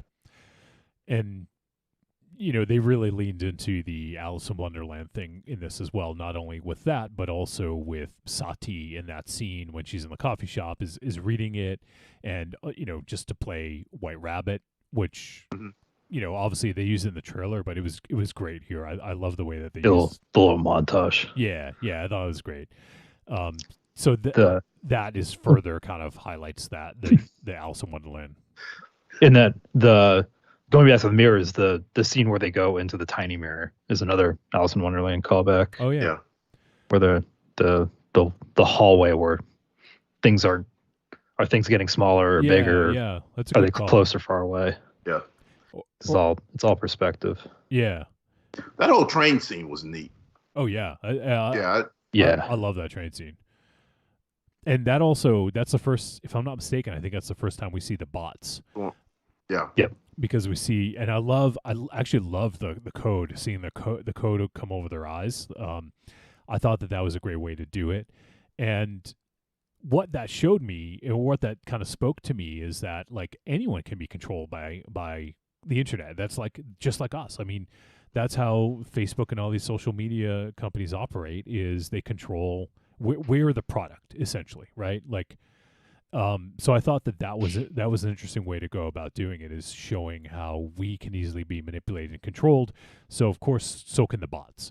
And the analyst being, if you want to use the analogy that he's fucking Zuckerberg or whomever you want to, and he can snap his fingers and, make things happen. That's essentially what there was there. And I thought that was cool. I love the bots. And I know Rocky had an issue with the NC, and Mars kind of did as well. I would have liked if it was a bit more menacing, and maybe if they had if their eyes glowed more I don't know, I guess they did glow, but maybe if it looked different, or if they're running code or something. But other than that, I mean, it was fine. It was just kind of a quick scene, so doing too much more, I think, would have been maybe required a little bit more exposition. They were just mindless bots essentially. So I did love the bot bombs. I thought that was a great addition to really kind of amp things up a little bit as well. But yeah, I think that train scene was really good. That was a good action scene. The action beats in this certainly don't compare to the other films in terms of the major action set pieces, and also the fighting. I think there was some decent fighting in here, but overall, I mean, there's no fight scene in this that's going to stand up to that Morpheus Neo one in the first Matrix, or the hallway scene where Neo's fighting all the exiles. That scene's fucking outrageous. Or even the Neo Smith epic fucking fight at the end of Revolutions. I don't think anything's going to live up to those, but I think if they tried that, maybe that would have been more of a letdown. But I liked, it was just kind of understated. Like, I feel like they probably It's didn't. different. Yeah, I feel like they didn't want to have months and months of training for single scenes where it was just like one shot or several takes. I feel like what they did was there was more judicious editing. They had some highlight scenes with some wire work. Like, there's a scene where Morpheus is like doing a flip in Neo's office in the rain. There's that scene where he does a flip there, and there's a couple like wall running scenes and stuff like that. It's the kind of stuff you expect, but like, for instance, the fight scene with Neo and Morpheus in this one, I thought was well executed. It wasn't as choreographed, and as like, I feel like they probably maybe put like 2 weeks into that instead of like 2 months, which I think makes sense. I mean, I don't know, like, I don't think you need to do the same thing. Keanu Reeves still knows how to fight. Like, he learned how to do it in the original Matrix films, and then carried it on into John Wick and Man of Tai Chi, and even was it Ronin, 47 Ronin, was that it? I think that was the name of it. Yeah. Some others that he's done since then, where some hand-to-hand stuff. But I think it was fine. They couldn't have tried to match the hand-to-hand stuff in the originals, or even the big action set pieces. I don't think they could have even like lived up to those. So I think not trying is probably the best thing to do. Yeah, go ahead. I think the other thing too is that, like, a lot of that's been either infinitely parried or copied, or just become the norm at this point, that they just didn't want to be a parody of itself anymore. Like, you could have just done all the slow-mo, you could have done all the bullet time, and they make fun of bullet time so much in this movie too. I know. And it's funny because the analyst says, he says, like, he almost like uses, he's like, oh, you gave me a great idea. And he almost does like the reverse of bullet time when he slows Neo down and he can move in normal motion. I thought that was kind of a fun little play on it. Yeah, he's almost talking about it like a marketing exec would talk about it. It's like, oh, we need more bullet time. We got to sell this bullet time thing. Yeah. And that's one of the things, like, this movie is meta on so many levels, but I feel like it's a lot of the frustration that Lana had with this series. When you come out, I mean, they did Bound, right? That was their first film, the Wachowskis, I think. Yes, I believe so. Yeah. And then you go from Bound to the Matrix, like, what the fuck? Like, nobody makes that jump, really. Like that's like, it's amazing that they were even able to do the Matrix as like their second film. But the fact that it was super successful and they were able to do 2 other films, like, that's unheard of to have, like, like, George Lucas kind of did that with THX to American Graffiti to Star Wars, though. That was yeah, I guess that's the closest one, and in a way, though. But he did a bunch of, because you're right, he did THX 1138, and he did American Graffiti, and then so, and I guess the Wachowskis did like some comics and other stuff like that. But in terms of film work, if I'm not mistaken, I'd have to look up the filmography. I'm pretty sure they just went right from Bound into the Matrix. Whereas Lucas had a couple films for Buffer. Although I guess THX was his, I mean, he did it as a school film, but then came back later, and I think, because he did Electronic Labyrinth THX 1138 for EB. That was his like short. But then after that, he did THX like feature length. He did American Graffiti, and then he did Star Wars. So it's close. But it's pretty crazy to have that, and then like you're haunted by that your whole career, like the Matrix. Oh, you're gonna make the next Matrix. Like, what are you gonna do to top that, or whatever? But there's no topping the Matrix. It is what it is. So I feel like there was so much commentary about that that, and I don't think it was. I don't think it was too much. I don't think at any point it was too much. I think if anything, it was almost amusing, and it fit with the tone of the movie. So for me, it didn't bother me. I don't know if did the meta stuff bother anybody? Was it a little too much? No, No. It didn't bother me because it in a lot of things it does, but in the where it bothers me is when it feels like it's just a like a film student who's just like suddenly realizing all of these things that they can start throwing into as references, whereas this is more self-referential, where it's Lana kind of talking about her experience and putting it in the movie, and the whole nature of a Matrix movie is to make you kind of like blend reality with a digital world and a digital medium, and kind of make you question what you're experiencing. So I think it worked here. Like, I get it if people thought it was a little too cute in some places, but I think it's on brand for the brand. Yeah, and I totally agree. And even in some of like the comic book stuff. Go ahead, Rock. No, I was going to say I liked it up through the majority of the movie. It got a little tiresome towards the end. I felt like it was just being a little too overused, but it didn't bug me. I actually liked it in some points, but some points it got a little tired. Yeah.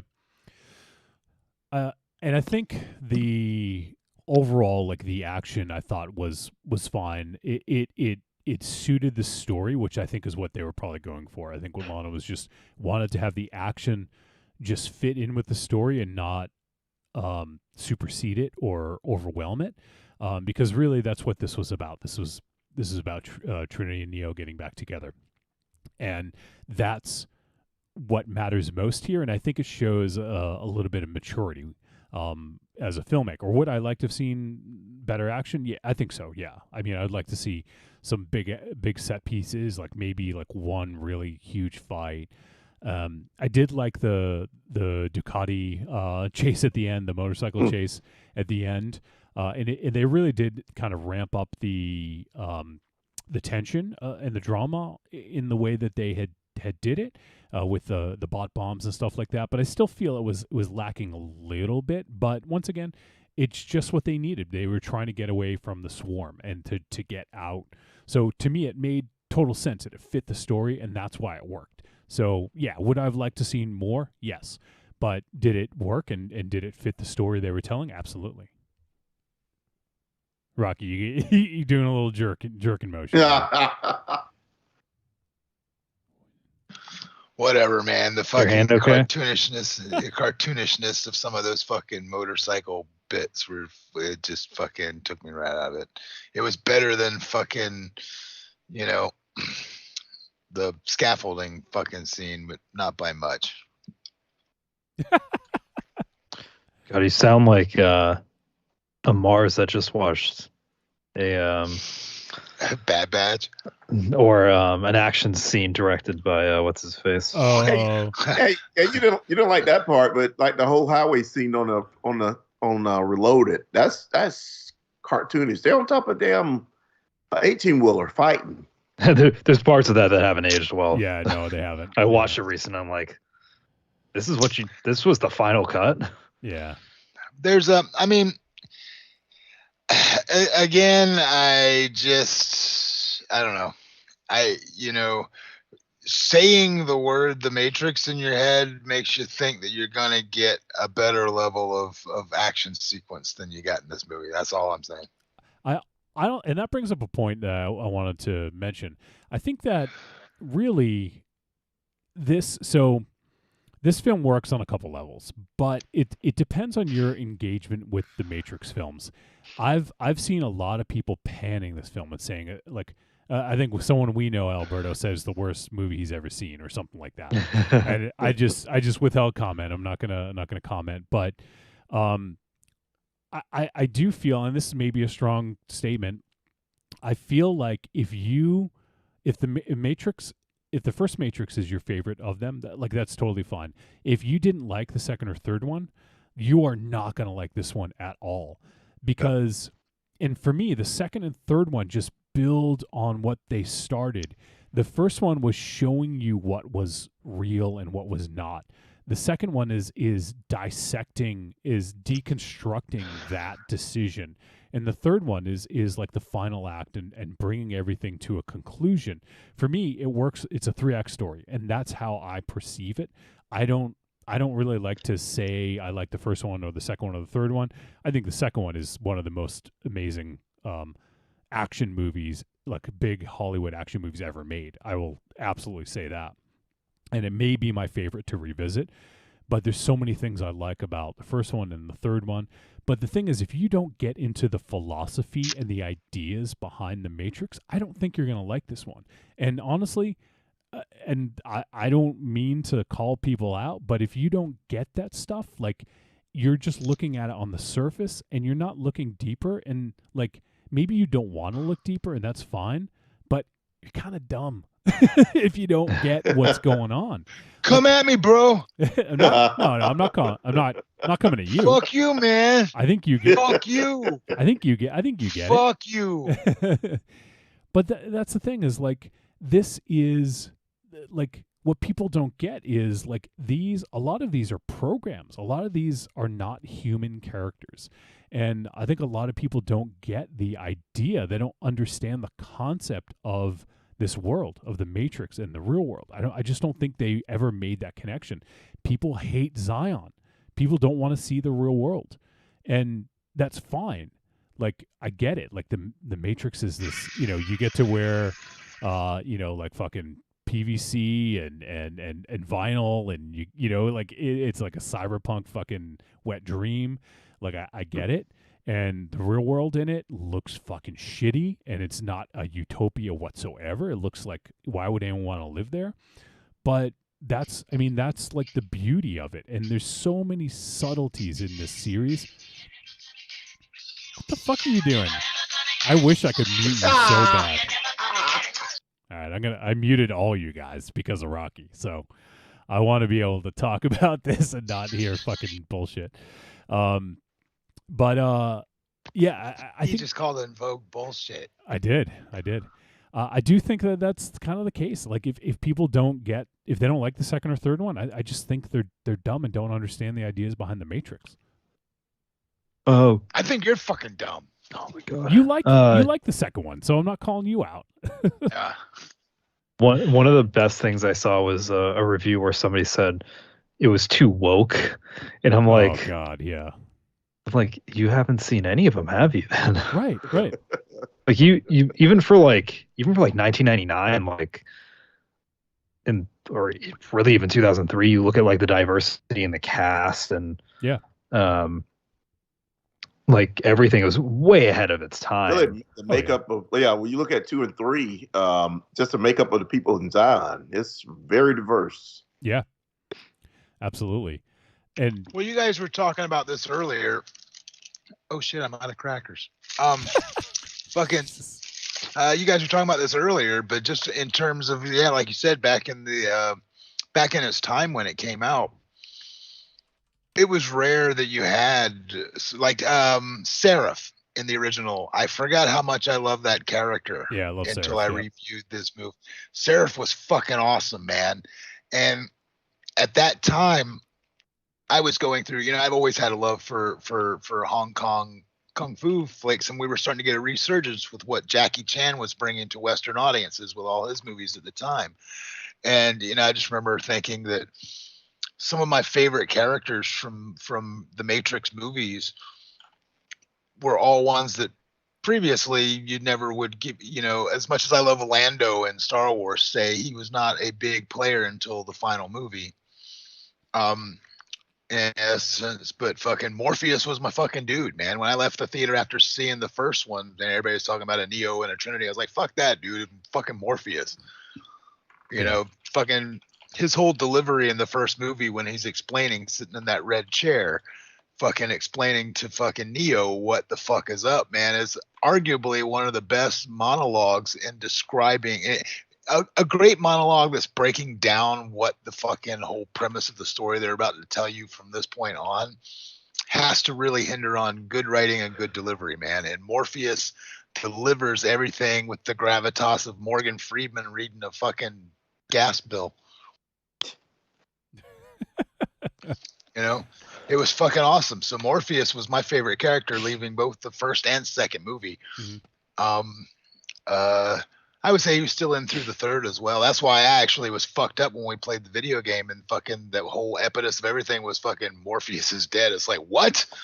Fuck this. I was ready. I went all revolutionary when we fucking jumped into that game. It was like, I'm killing everything that looks like an agent. I don't care if it's a fucking nice dude walking down the street in a suit. I'm just going to execute a bitch. You know, fucking, yeah. Not only that, but it like murdered one of the worst cutscenes I've ever seen in my life. Yeah. Even for 2005. Yeah. But you know, that's it, man. And Seraph in those movies, and I would even go so far as to say, in this movie, the character I kind of enjoyed the most because I think it captured most of what they were trying to say about the state of the world since Neo has been gone. Was what was the little girl, the Indian girl from Sati. Sati, thank you. Bringing her in for that moment, really, I wasn't expecting it, and it was kind of pleasant. Like that was a pleasant throwback to another character that I enjoyed. Because I remember in the rewatch, I really enjoyed that scene where Neo's trying to help her family get on the train, and he's going to pretend to go with them to help them and stuff like they're going to try to help him as best they can. But when he sits up, you know, he just looks at him through the window of the subway car like, sorry, dude, but I got to fucking do what I got to do, man. You know? So there were great points of recalls that I really enjoyed in this. But what you were saying prior to this, it's about, you know, for its time, there was a lot of diversity in one movie. So it really was groundbreaking. I mean, you know, it gave the latex people a place to go. But yeah, I mean, all my favorite characters from the original trilogy were all those characters that, you know, it was great to see getting representation back in the day. Seraph and Morpheus are my two fucking favorites, right? So yeah, and the Merovingian. We have Double D is watching us on Twitch, and so I'm just going to read some comments he put in there. You guys know Double D, the Corny and we do. Rocky do. Yeah. It says, even though I wasn't a fan of the third Matrix movie, I think Resurrections was definitely the weakest film out of all of them. After the nostalgia kicks in and you see Neo and Trinity, the novelty quickly wore off for me. The movie felt like a parody of itself, and some of the special effects scenes were pretty ridiculous, especially the motorcycle scenes. He says, it wasn't awful. I just found it to be very mediocre, and I guess it had too much to live up to, which it can never do. I felt it deserved better. Right. All right, Double D. Appreciate the thoughts. Yeah, I don't think 100% agree. I don't think it's helped by the fact that not only did it have to live up to a first movie, which is often considered like, you know, probably top 100 films ever made. Yeah. And then you also have to top two movies where the general reception was that they were terrible. And they're really not terrible, but No, you know, not. they're often spoke of as like the worst sequels of all time, where you gotta beat that. So it sits in this weird place. Yeah, I definitely don't see that. It's definitely not in the worst sequels of all time. Yeah, I'm actually rewatching. Like I said, I'm still not as huge fan as the third one as the rest, but I still think as them telling an entire story arc in a trilogy, I feel like it holds water where. I'm rewatching the motorcycle chase scene right now, and it's actually I actually don't hate it. And I don't think it looks terrible. I think it just really ramps up the tension of what they're trying to do. They're trying to escape, basically, and I think that was a perfect way to do that. And it fits the story, and that's kind of what I feel. And you know, might be the maturity of Lana Wachowski as a director is really just only including stuff that supports the story. And you know, granted, the highway scene is fucking amazing in Reloaded, but did you need 15 minutes of that? Maybe not. It was a bit indulgent, you know. Maybe you don't quite need it. I love it. I wouldn't want to cut any of it, but a more mature director, in this case Lana Wachowski, might be like, you know what? like I just want to have the essential things that we need, and we need to heighten the excitement here and really just kind of play this up. And we don't need to have a 15-minute action sequence that is like, it takes 4 months to film. Well, I think people were probably just also expecting it to be either some sort of like Hong Kong style kung fu action scene or some sort of shootout, and they got kind of like a almost a zombie movie ending. Yeah. We also have a couple other people just popping in, so I don't know. Feel like all of a sudden people are popping in on Twitch, so I don't know if Twitch finally caught up. But Kowalski says, Resurrection better or worse than Indy 4 Crystal Skull? Indy 4 is weird because I say it better. starts off not too bad, and the movie just gets worse and worse and falls off a cliff near the end. Like I didn't when I saw it originally, I didn't like hate it until like the very end of it. It's definitely better than Crystal Skull. Double D says, I say better than Crystal Skull. So he agrees. How many times have you seen Crystal Skull? Oh, Alberto. Maybe like twice. I think I saw it once in theater. Once in theaters, and I never. Same. That I've only seen it once. I haven't gone back and revisited it. I saw it at the midnight release, and there was a dude dressed as Indiana Jones, and I could only imagine how awful he felt. I remember that and Spider-Man 3 might have came out the same summer, and they were a year apart. They were a year apart. Yeah. Yeah, those were two movies that I just never went back to after I saw them. I just thought those two were that bad.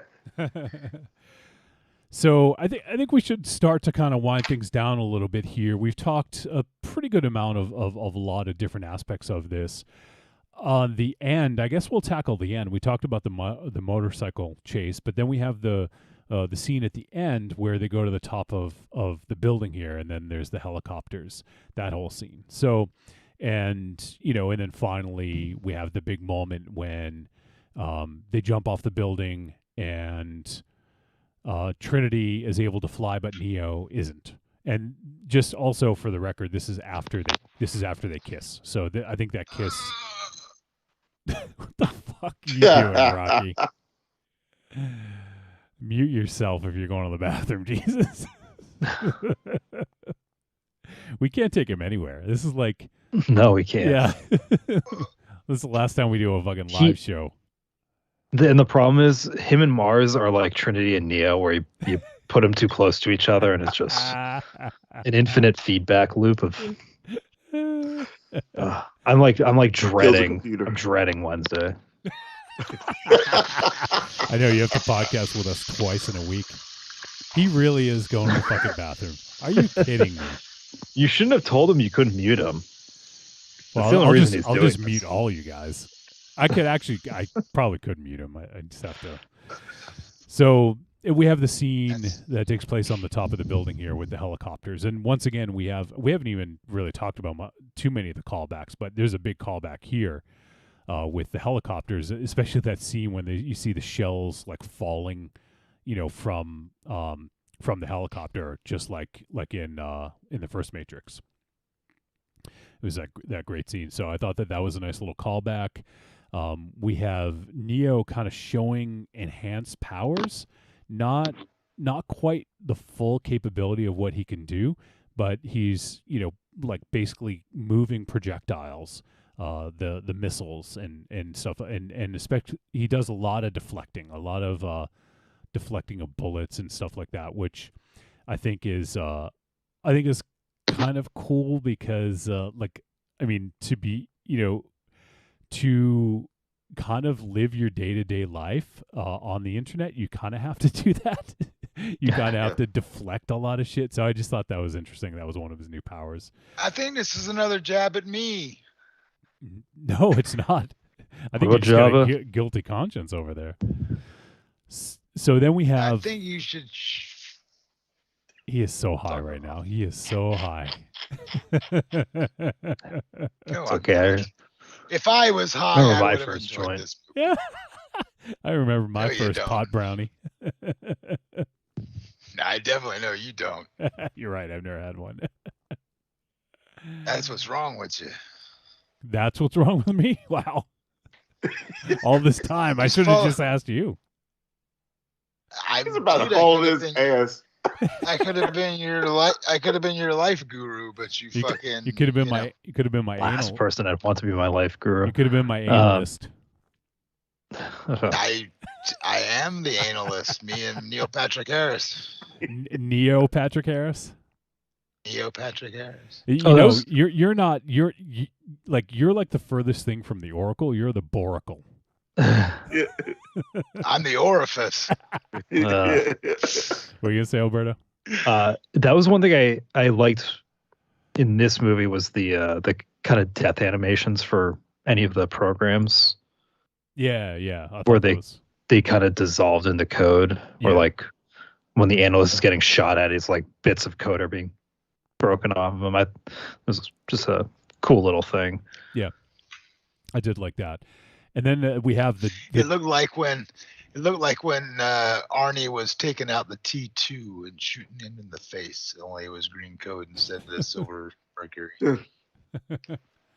And then we have that scene at the end when they jump off the building, which I thought was a great scene because it kind of calls back to earlier with Neo kind of like jumping off the building, almost shark? Yeah. committing suicide and all that, jumping the shark, yeah.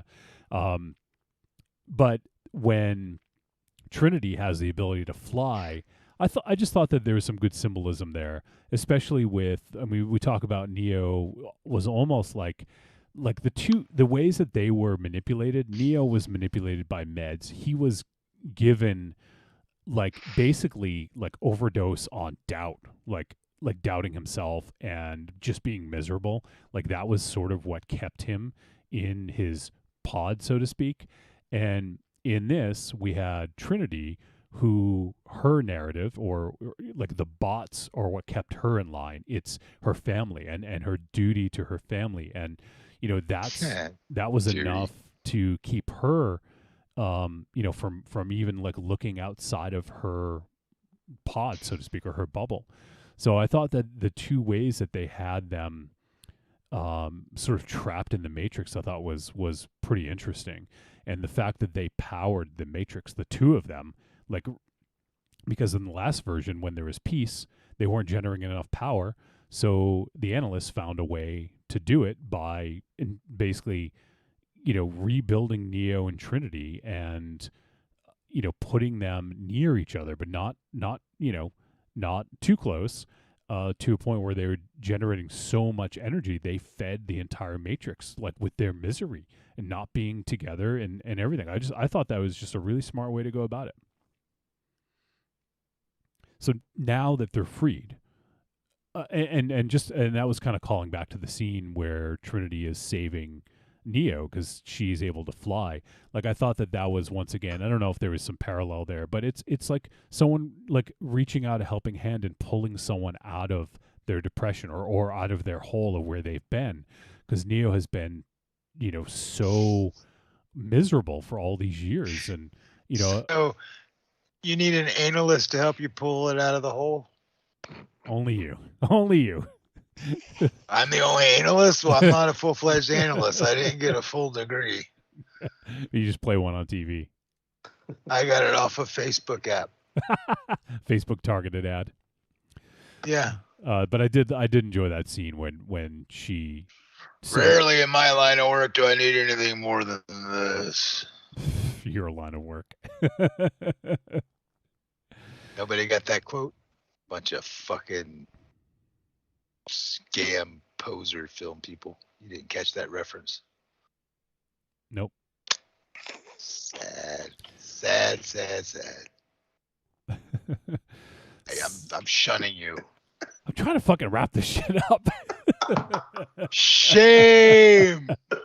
Shame. Should we get Mars back here? You want If you Mars like, back? we can go an extra 2 hours Yeah. if you get him back. This I'll do week, a love Reese station. Sativa Last is 10 minutes. drunk uncle. Corny, you can't tell me I don't try, man. Oh yeah, he tries, Corny. Let's hey, pull up your email. I can see your screen on the picture I get. So pull up your email. I want to see where shit goes in your magical email there, fucking dipshit. Right here. See that? That's my email. Nothing from Corny. What are those little red swastikas? Jesus Christ. I can't even. We can't take you anywhere. This is ridiculous. I'm just saying, man, something's wrong with your fucking email, and you know it. So Something's wrong with you when yeah, we know it. yeah, we've known it for a while. we should have told Rocky right before this started. Oh, we're just gonna do it tomorrow night. You guys say that, but here I am. It's not easy to trick me, you know. So if you're failing to keep me out of your conversations, it's really more on your inability to get the job done. Well, speaking of getting the job done, let's wrap this shit up. And so we have this. We have the scene when Trinity and Neo visit the analyst at the end, and I love when Trinity kicks his fucking mouth and like is like Yeah. and then she like what's she do? Like I think she chops him or like punches him in the neck and like fucking like Just cuts his throat. yeah cuts his throat basically. Like oh man, like I love that scene. It's such a great scene, and I know some people were like talking about the ending. I love the ending of this. I think it's like a perfect way to end it. And they are now in control in essence. And you know, but he knows this, he knows the system, and he is still like maintaining a little bit of control. So I don't know where this is going to go, if there's ever going to be another movie, if there's going to be a show, or there's going to be anything. But this leaves it at kind of this standstill, and we don't know where it goes from here, you know? Yeah, for me, it seemed like similar to the ending of the first movie, where it was like, Yeah. oh, we're gonna start trying to free people again, and you know, we're gonna show people that this world's fake and they don't need it. Yeah. And there was also like, I think it was Morpheus might have said this, like nothing. What does he say? Something like there's nothing to cure depression than some good old like nostalgia or something along those lines. Which, you know, once again, like nostalgia is almost seems like it's weaponized at times to sell stuff, you know, like in this day and age. So I thought that was another aspect of this. That's was why cool. that's why Mars has got a fucking Boba Fett butt plug, man. It's back in fashion for Jesus. things that adults like. He is I mean, a you just showed us your giant That's My Mandalorian giant butt what? plug. yeah. Oh no, that's not a butt plug. I put my dick in that. Jesus. It's Yeah, different. then you put it on your head. Oh no, I put it in my mouth. Corny's enjoying this all too much. I know he is because he's a sick perverted bastard. Him and Mars are exchange dick pics like 4 times a day. Jesus. Oh boy. All right, so end. You notice he didn't deny it, right? You guys all witnessed he didn't deny it. He just chuckled a little bit. I was like, wow. We're wrapping this up. Wolfie. Yeah, I know. I tried. Man. I tried like 4 times.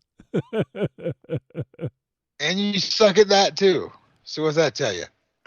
No, And you're ugly. We discussed this earlier. And you're ugly. How do you feel about yourself? I'm not gonna pull you out of the matrix, Johnny. You're fucking. I hope you feel like fucking rat shit fungus for the rest of your day. what even is that?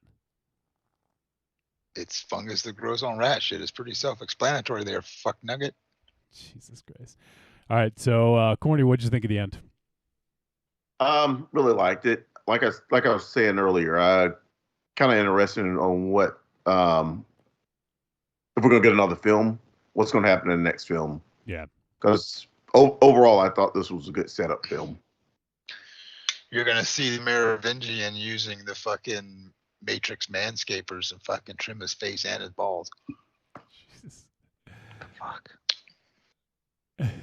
what about you, Rock? Did you like the end?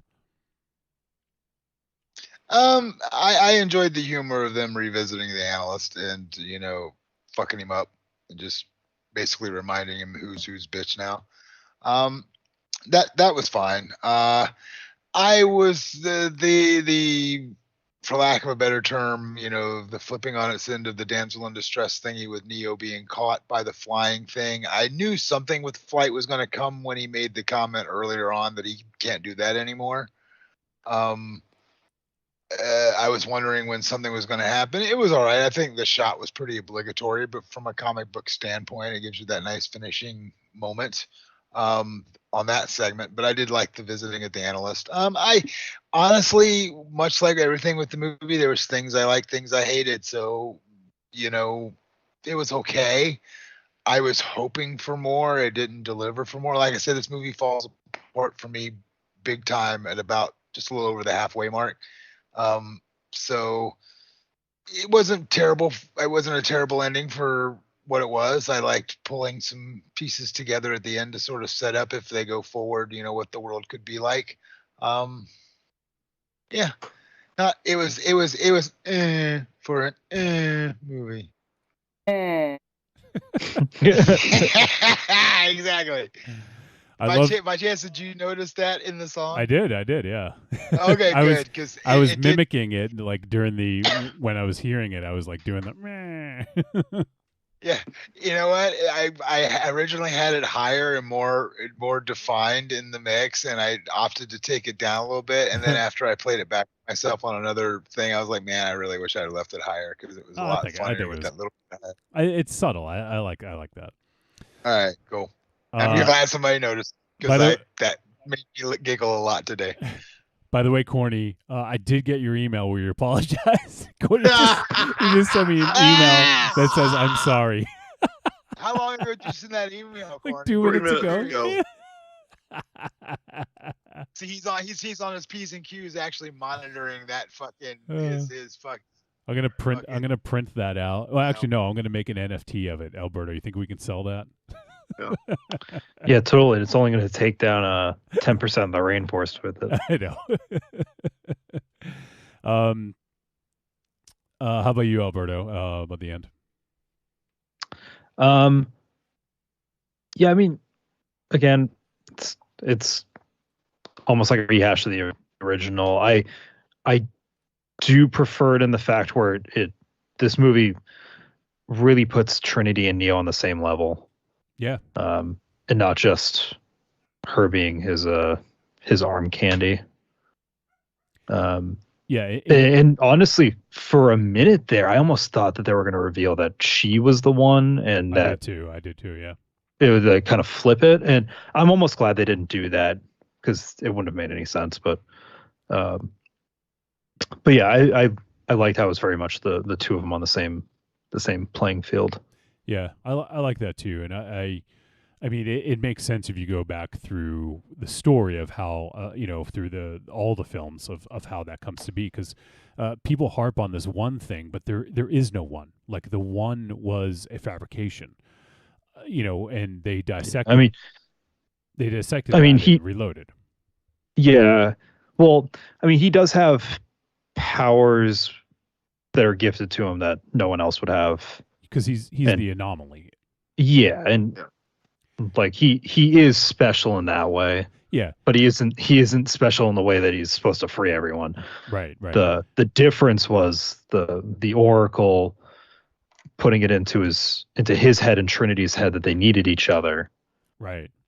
And whereas all the other versions of Neo chose humanity over Trinity, he was conditioned to choose Trinity over humanity, and that's what kind of fucked up everything. Exactly, yeah. And that was the Oracle's long game of what she was doing with this. And like the thing is, if you think about it, Smith became like omniscient or omnipresent, I guess, like where he could take over the whole fucking world in the original trilogy because Neo's code was imprinted on him. And the same goes for when Neo basically resurrects Trinity. his code is imprinted on her at that moment. So in essence, she sort of gets some of that code, and that's why together they are the anomaly. Basically, they are, the two. Together they are wild stallions. So I think Whoa. that makes a lot of sense, and I'm glad they went that direction to visit that, because I do like that idea better than Neo being the only one and being the only anomaly. But the thing is, like, the anomaly now is really kind of no longer a thing. When Neo didn't go back to the source, he stopped this cycle, and that's why we're at where we're at. So Yeah, but he ended up just creating a brand new cycle. yeah, well, true. Yeah, he did end up creating a new cycle, but the only difference being is that the people in Zion weren't killed. That's like the major difference, is that because if they restarted the Matrix, he would take 23 people from Zion to repopulate Zion and from start. the Matrix. Yeah. Well, yeah, it's from And the then Matrix. Zion was from Fall. Yeah. Yep, there you go. Yep. And and that begs so many other questions of, like, when Zion, at the end of Revolutions, like, how long was this version of the Matrix up? Because you see so many people, all the people in Zion, that's generations, like, so I'm thinking, like, at least 400 years or something. I think it's mentioned that it's like 100 years, but there, most of the people they pulled out were supposed to be kids or like younger adults. Yeah. Because it's easier for them to kind of break out of the cycle. Yeah. Because I mean, like, the oldest people you see there are like in their like 60s, 70s. Mm-hmm. Are they really, or do they just have bacon glued to their face? My fucking God. Well, Cornell West definitely didn't have bacon glued to his Yes, face. dude. I didn't even bring that up. That fucking blew my fucking mind there too. I forgot that he was in these fucking movies. So for me, I did enjoy the end. I like where it finished, like where it began, and the arc that was there. And I really like the character of the analyst, and it really gave a face to the villain, because like Smith, essentially, I guess he was the main antagonist, but in essence, he was like a protagonist against the machines in a way. So it's this weird sort of. He's more of like an antithesis rather than a. Yeah, exactly. He's the opposite. Yeah. So, and they had similar goals, but they were the anti-Neo. Yeah. So it's just interesting how that went. So in this, I'm glad that we got, the analyst was basically the villain of the story. It gave a face to it. You never go analyst to face. Oh God. What did you smoke tonight? Was it called sophomoric humor? Was that the name of it? It was called banana. Banana. Jesus Christ, that makes he sense. Smoked a banana. Smoked a banana. That makes sense. Okay. Yeah. I mean, I literally.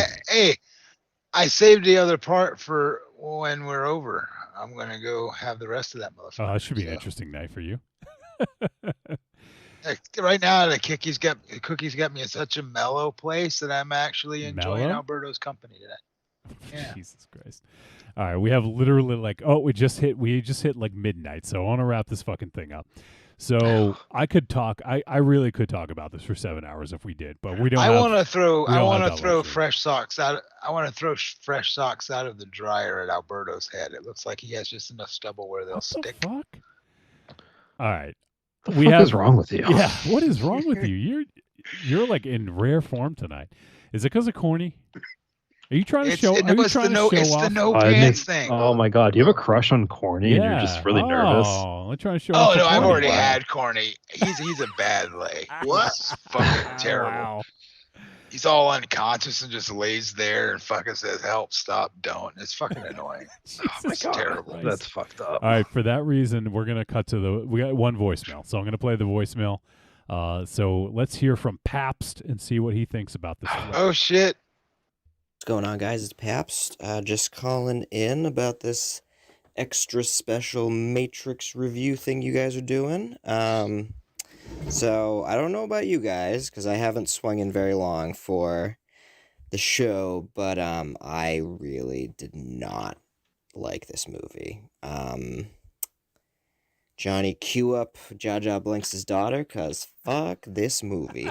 I mean, like I didn't hate it, but it was just kind of a flat line for me, you know.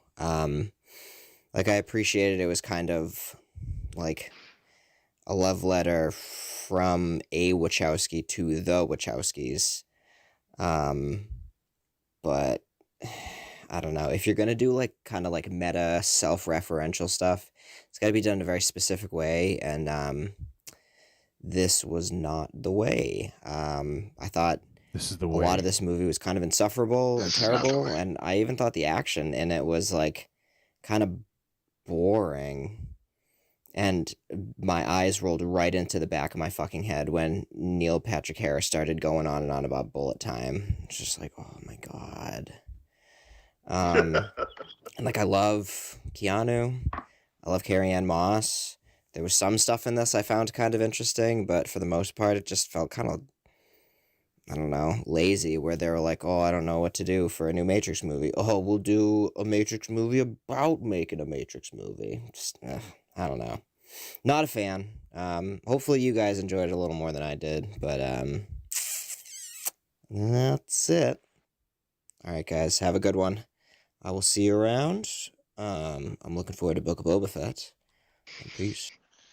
Yes. All right, there you go. Paps did not like it. So, I mean, this is definitely a divisive film. I mean, I've seen like it run the gamut. I haven't seen anybody say that they like fucking Thought it was okay.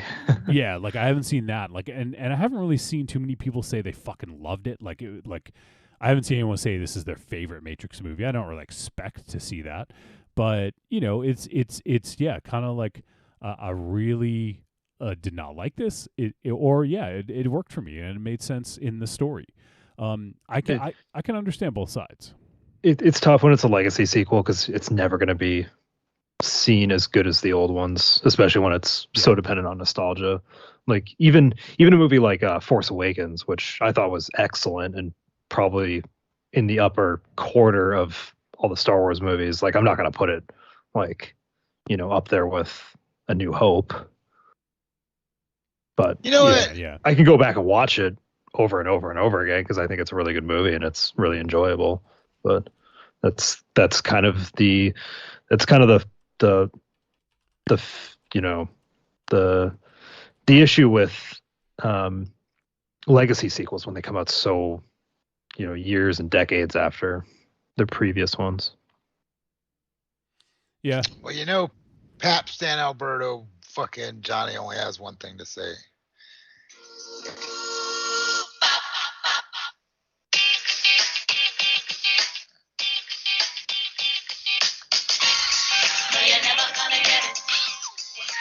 I'm just muting him. I just don't get it. We've been kicked off You're of never Twitch gonna yet. get it. Not quite yet. Jesus. I'm sure we're almost there. I just Would you want like to see my balls? What?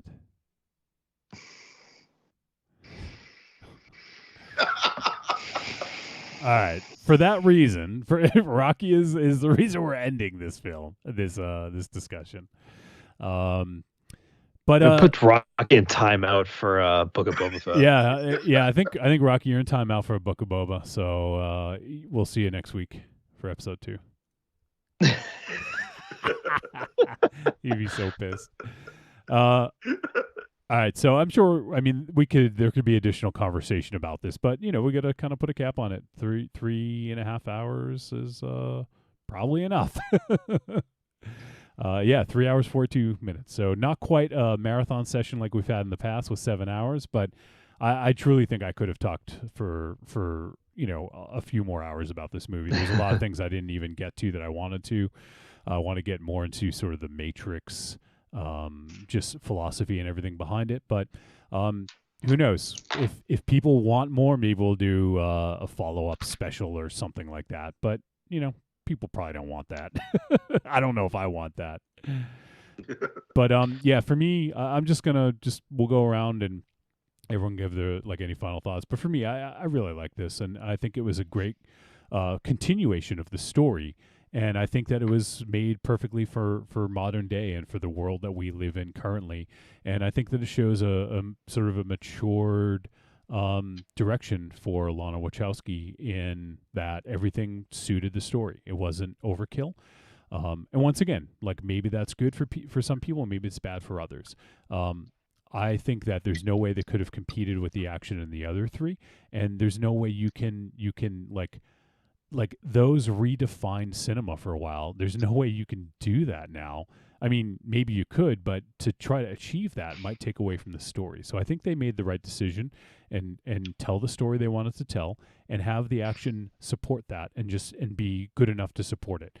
So yeah, the action wasn't up to the standards of the others, but I feel like it supported the story, and that's what I wanted, or that's what it needed, I should say. So yeah, no, I really dug this, and I hope this isn't the last time we, kind of journey into the Matrix world, and especially I'd like to see with Keanu Reeves and Carrie-Anne Moss still able to perform their roles as Neo and Trinity. I'd like to see more, 10 more years or something like that. Who knows? And Keanu's 56, he'll probably still be kicking ass, but I think there's definitely a finite amount of stories you can tell before they get too old and you have to recast or something like that. So yeah, no, I really dug it, and I do hope that we have more Matrix coming down the road soon, but time will tell. Alberto? Yeah, on the one hand, if it was anybody else making this, I'd feel like maybe the divisive reception kind of killed any chance of a sequel, but I feel like Warner just doesn't care. Yeah. They'll just let anyone do anything. Yeah.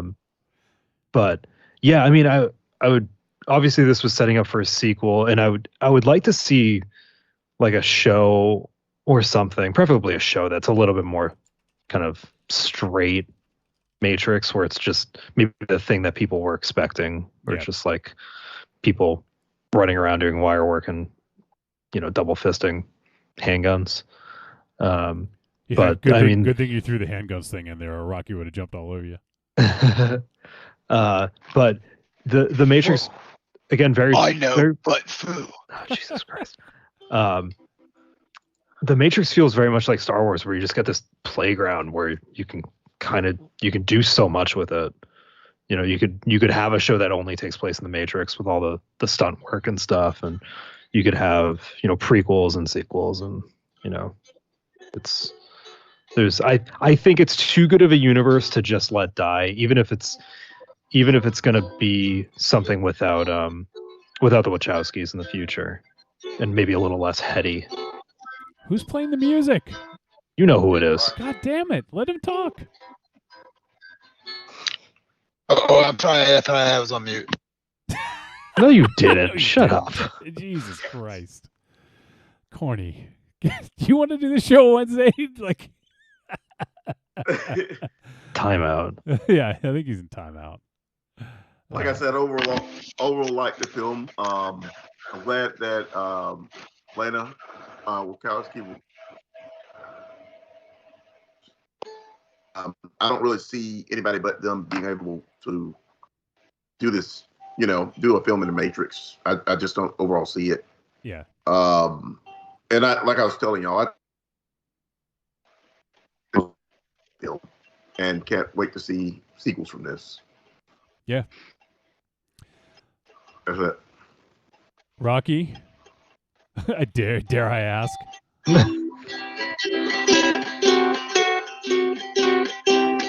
Matrix Resurrections can suck my dick. Have a good night, everybody. Great.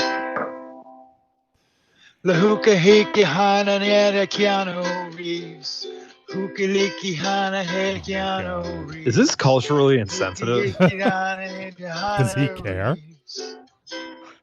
I care. Alberto looks like a melting ice cream cone. What does that make you? A fucking I'm adding melted, extra. makes him a melted pot brownie. It makes me the magic shell that's going to freeze to your head. Alberto, can you say yub nub? Yeah, yub that fucking nub. Yeah, I was gonna say, what do we do on this show? Fucking Matrix. Play Bullet the time. fucking. What? No, it's got to be I don't know, some Rage Against the Machine. With the in it. All right, well, Alice, we'll get play, me we'll out of play it here. again. Oh, wait a minute. Oh, that was the wrong thing. Go ahead. What? Real quick, by the way, just so you know, speaking of Rage Against the Machine, at the end of this movie, they still fucking managed to use Brass Against the Machine as the closing piece of music. Yeah. Which, in case you haven't been following that story, you knew what happened to the lead singer a couple of weeks ago, right? No. Oh, you know they like doubled down on it afterwards because they That's what I'm thinking too, for them to still have that in there after the fucking pissing on the fucking guy situation from 2 weeks ago. Did you not hear about this? No, I think you got to tell people in case they don't know. So Brass Against the Machine, they kind of got really big at the beginning of the It's just Brass pandemic. Against. There's no. Yeah, Brass Against. There you go. So they got really big on the internet right at the beginning of the pandemic because it's a full brass fucking swing band, for lack of a better term. Not really swing, but they do Rage Against the Machine covers. Anyway, they touring once all the quarantine was over. They were playing some show. Was it Detroit? Where the fuck were they? Florida. And the lead singer, who was a lady, fucking pulled it down, stuck it out, and pissed all over a dude in the front row. Oh, okay. I did. No, I did hear that actually. Called them up on stage, and yeah, dropped trow. Jesus. Really? Yeah. Yeah. There's video of it on Twitter. You can watch it. And so now when you go back and watch their old little quaint videos from the beginning of the pandemic, it was like, hey man, check out these dudes doing neat renditions of Rage songs. Well, the lead singer's fucking gonna water sport your ass. The best part is like a week before that, they were announced as headliners for Tool. And someone had asked them, like, oh, like, are you going to change? They're like, no, this is hilarious. Oh, man. All right. So there you go. We got a little story at the end. Oh, very quickly. Yeah. The use of that same song with a female singer just hits on so many different levels with, with the Wachowskis, coming out as trans, and the ending kind of flipping it with Trinity now instead of Neo. I'm glad they used that song. I'm glad they got that band to play it. It worked on a lot of different levels. Yeah, I think it was great too. I was like wondering what they're going to do, but yeah. The next phase of the Matrix code drip will be yellow. Shut the fuck up. My God. That's a yub nub if I ever heard a yub nub.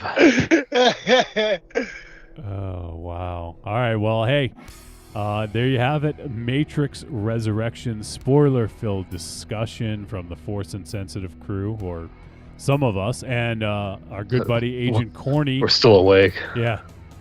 Check me out on Form the Canopy podcast. We're everywhere. Yeah. Check out Corny on From the Canopy Movie Massacre, and available everywhere. And you can listen to us on Force Insensitive. I don't know why you'd want to, but hey, there's an option. Book of Boba Fett, dude, in 24 hours, bitches. That's true. It's like 27 hours from now, you'll be watching Book of Boba. I fucking will at 3 o'clock in the morning, bitches. So for anyone who made it through this whole fucking marathon, we will be breaking down Book of Boba on Force Insensitive. We do kind of deep dives, talk about a lot of different stuff. So check it out and subscribe if you want.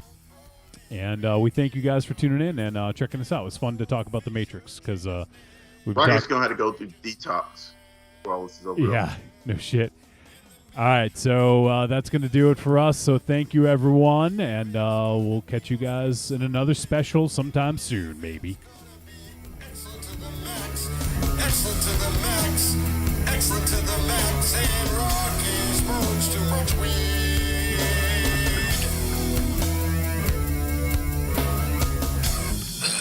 Just go to sleep, old man. And he did go to sleep. I was about to say that was prophetic as fuck, wasn't it?